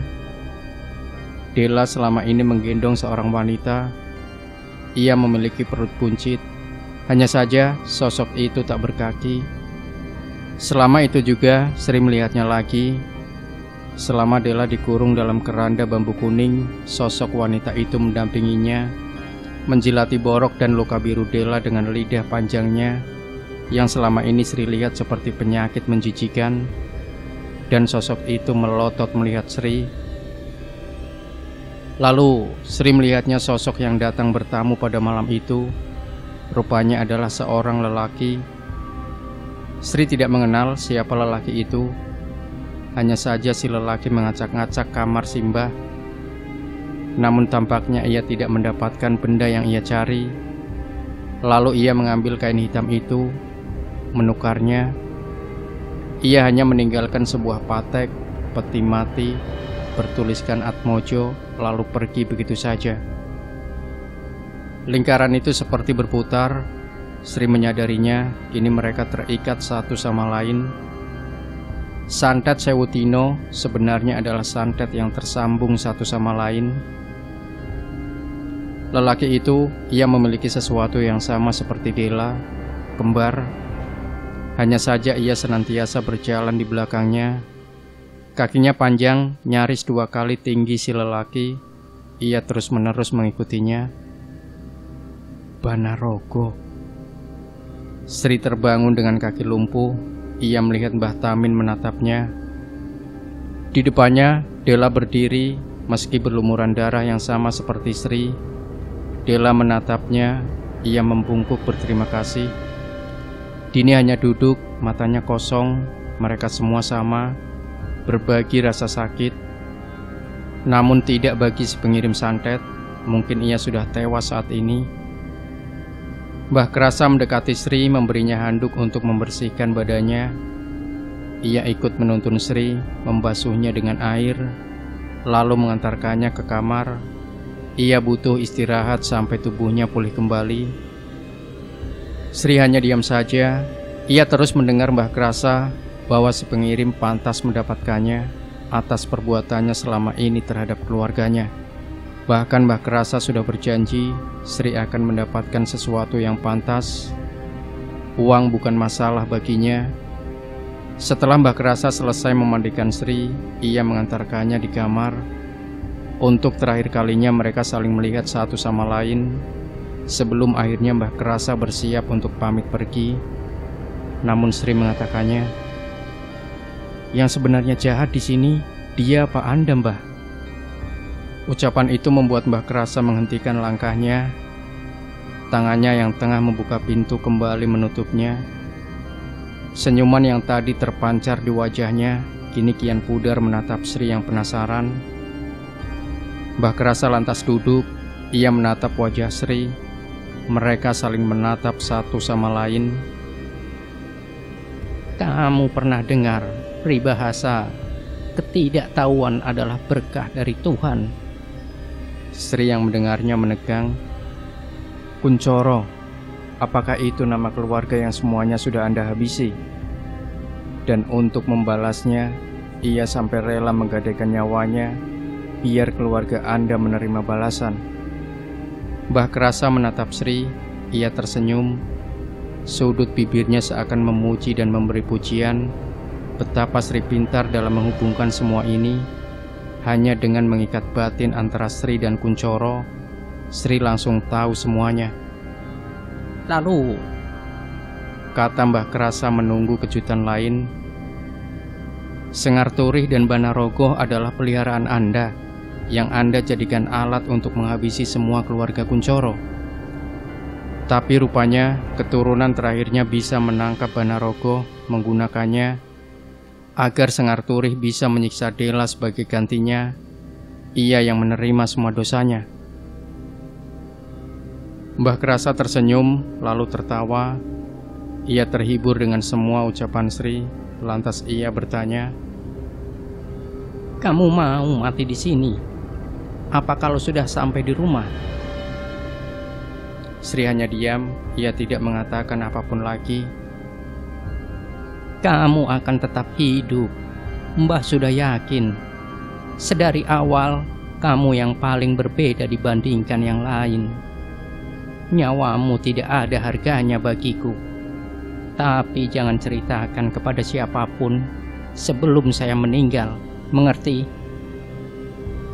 Semua manusia itu sama, tidak tertebak. Berkata ia jahat atau tidak, tetap saja manusia punya tujuannya sendiri yang tidak akan bisa kamu jangkau seenaknya saja. Sekarang saya tanya, kamu masih mau ikut saya atau tidak? Tanya Mbah Krasa. Ia menunggu jawaban. Tidak, saya mau pamit pulang saja. Mbah Krasa tampak mengerti. Lantas ia memanggil Sugi, membopong badan Sri yang masih lemas, membawanya menuju ke mobil. Sekilas ia melihat sorot mata Mbah Tamin. Ia tersenyum seakan tahu apa yang terjadi. Sebelum masuk ke mobil, Dela menghentikannya, meminta agar Sri tetap bekerja di sini, berapapun bayarannya. Namun Sri menolak. Ia menatap Mbah Krasa tajam, membuat ia mengatakannya, sudahlah, nanti cari lagi yang lebih pintar. Sri juga melihat Dini. Ia hanya duduk memandangnya. seakan menegaskan bahwa ia akan bertahan di sini. Sri tidak punya hak memintanya keluar, terlepas apakah ia juga tahu apa yang sebenarnya terjadi di balik semua peristiwa ini. Sugi menutup pintu mobil, membiarkan Sri beristirahat. Mobil perlahan meninggalkan kediaman Atmojo. Sugi terus membawa Sri menuju perjalanan pulang, namun tiba-tiba ia menghentikan mobil di samping sebuah tebing. Ia keluar dari mobil, mengeluarkan sebatang rokok, lalu menghisapnya. Lantas ia bertanya pada Sri yang kebingungan, "Sri, sekarang kamu mengerti kan siapa keluarga Atmojo?" Sri mengangguk. "Tapi apa kamu mengerti siapa itu keluarga Kuncoro?" Sri terdiam memandang Sugi. "Aku ngerti. Dulu aku bekerja di keluarga Kuncoro. Sebelum keluarga itu berani menentang keluarga Atmojo, saya tahu semuanya. Bagaimana keluarga itu dibantai satu persatu dengan penyakit yang aneh, sampai ada yang bunuh diri, tapi ada yang tidak diketahui oleh keluarga Kuncoro." Sugi diam. "Aku yang menanam pasak jagur di rumah keluarga Kuncoro. Aku yang berkhianat pada keluarga ini. Aku takut, Sri. Bila ingat itu, saya ingin menangis rasanya. Mbah Tamin yang memaksaku, bila tidak, anak istriku yang akan menerima kiriman dari beliau." Sri tidak habis pikir, sekarang kepingan puzzle itu selesai sudah. Itu adalah kali terakhir Sri berhubungan dengan keluarga Atmojo. Sudah sebulan lebih ia tidak mendapatkan kabar itu lagi. Sampai di suatu pagi, ia mendengar seseorang mengetuk pintu. Bapak pergi keluar untuk memeriksa, namun ia tidak kunjung kembali. Sri pun pergi memeriksanya. Ia mendapati bapak memegang sebuah kresek hitam besar. Mata bapak melotot kaget melihat isi kresek itu. Ketika Sri merebutnya, ia langsung tahu apa itu. Uang yang memenuhi kantong kresek itu baru saja ditinggalkan atau sengaja ditinggalkan di rumah ini. Melihat itu, Sri lantas membawa uang itu. Bapak coba menghentikan Sri, namun Sri keras kepala. Ia membuangnya ke pembuangan sampah, mengatakan kepada bapak agar tidak mengambilnya lagi, bila tidak ingin ia terjerat lagi dalam lingkaran keluarga Atmojo. Sampai di sini saya akhiri saja cerita ini. 3 narasumber itu sebenarnya memang salah satunya adalah Sri.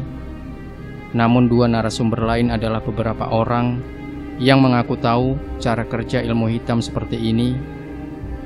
Bahkan nama peliharaan itu juga saya ganti, karena konon sedikit sulit menggambarkan penggambaran sebenarnya dari peliharaan ini.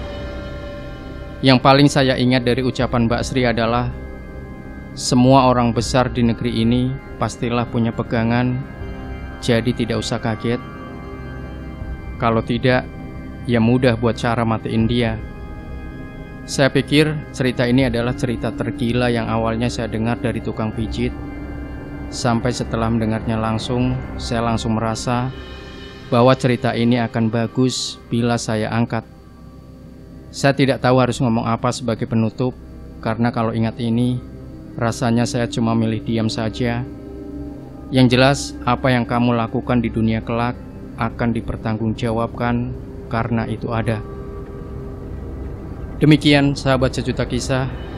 Berikan komentar Anda, like, share video ini, subscribe channel Sejuta Kisah, dan kembali nantikan kisah-kisah nyata misteri terbaru dari kami setiap harinya. Sampai jumpa. Wassalamualaikum warahmatullahi wabarakatuh.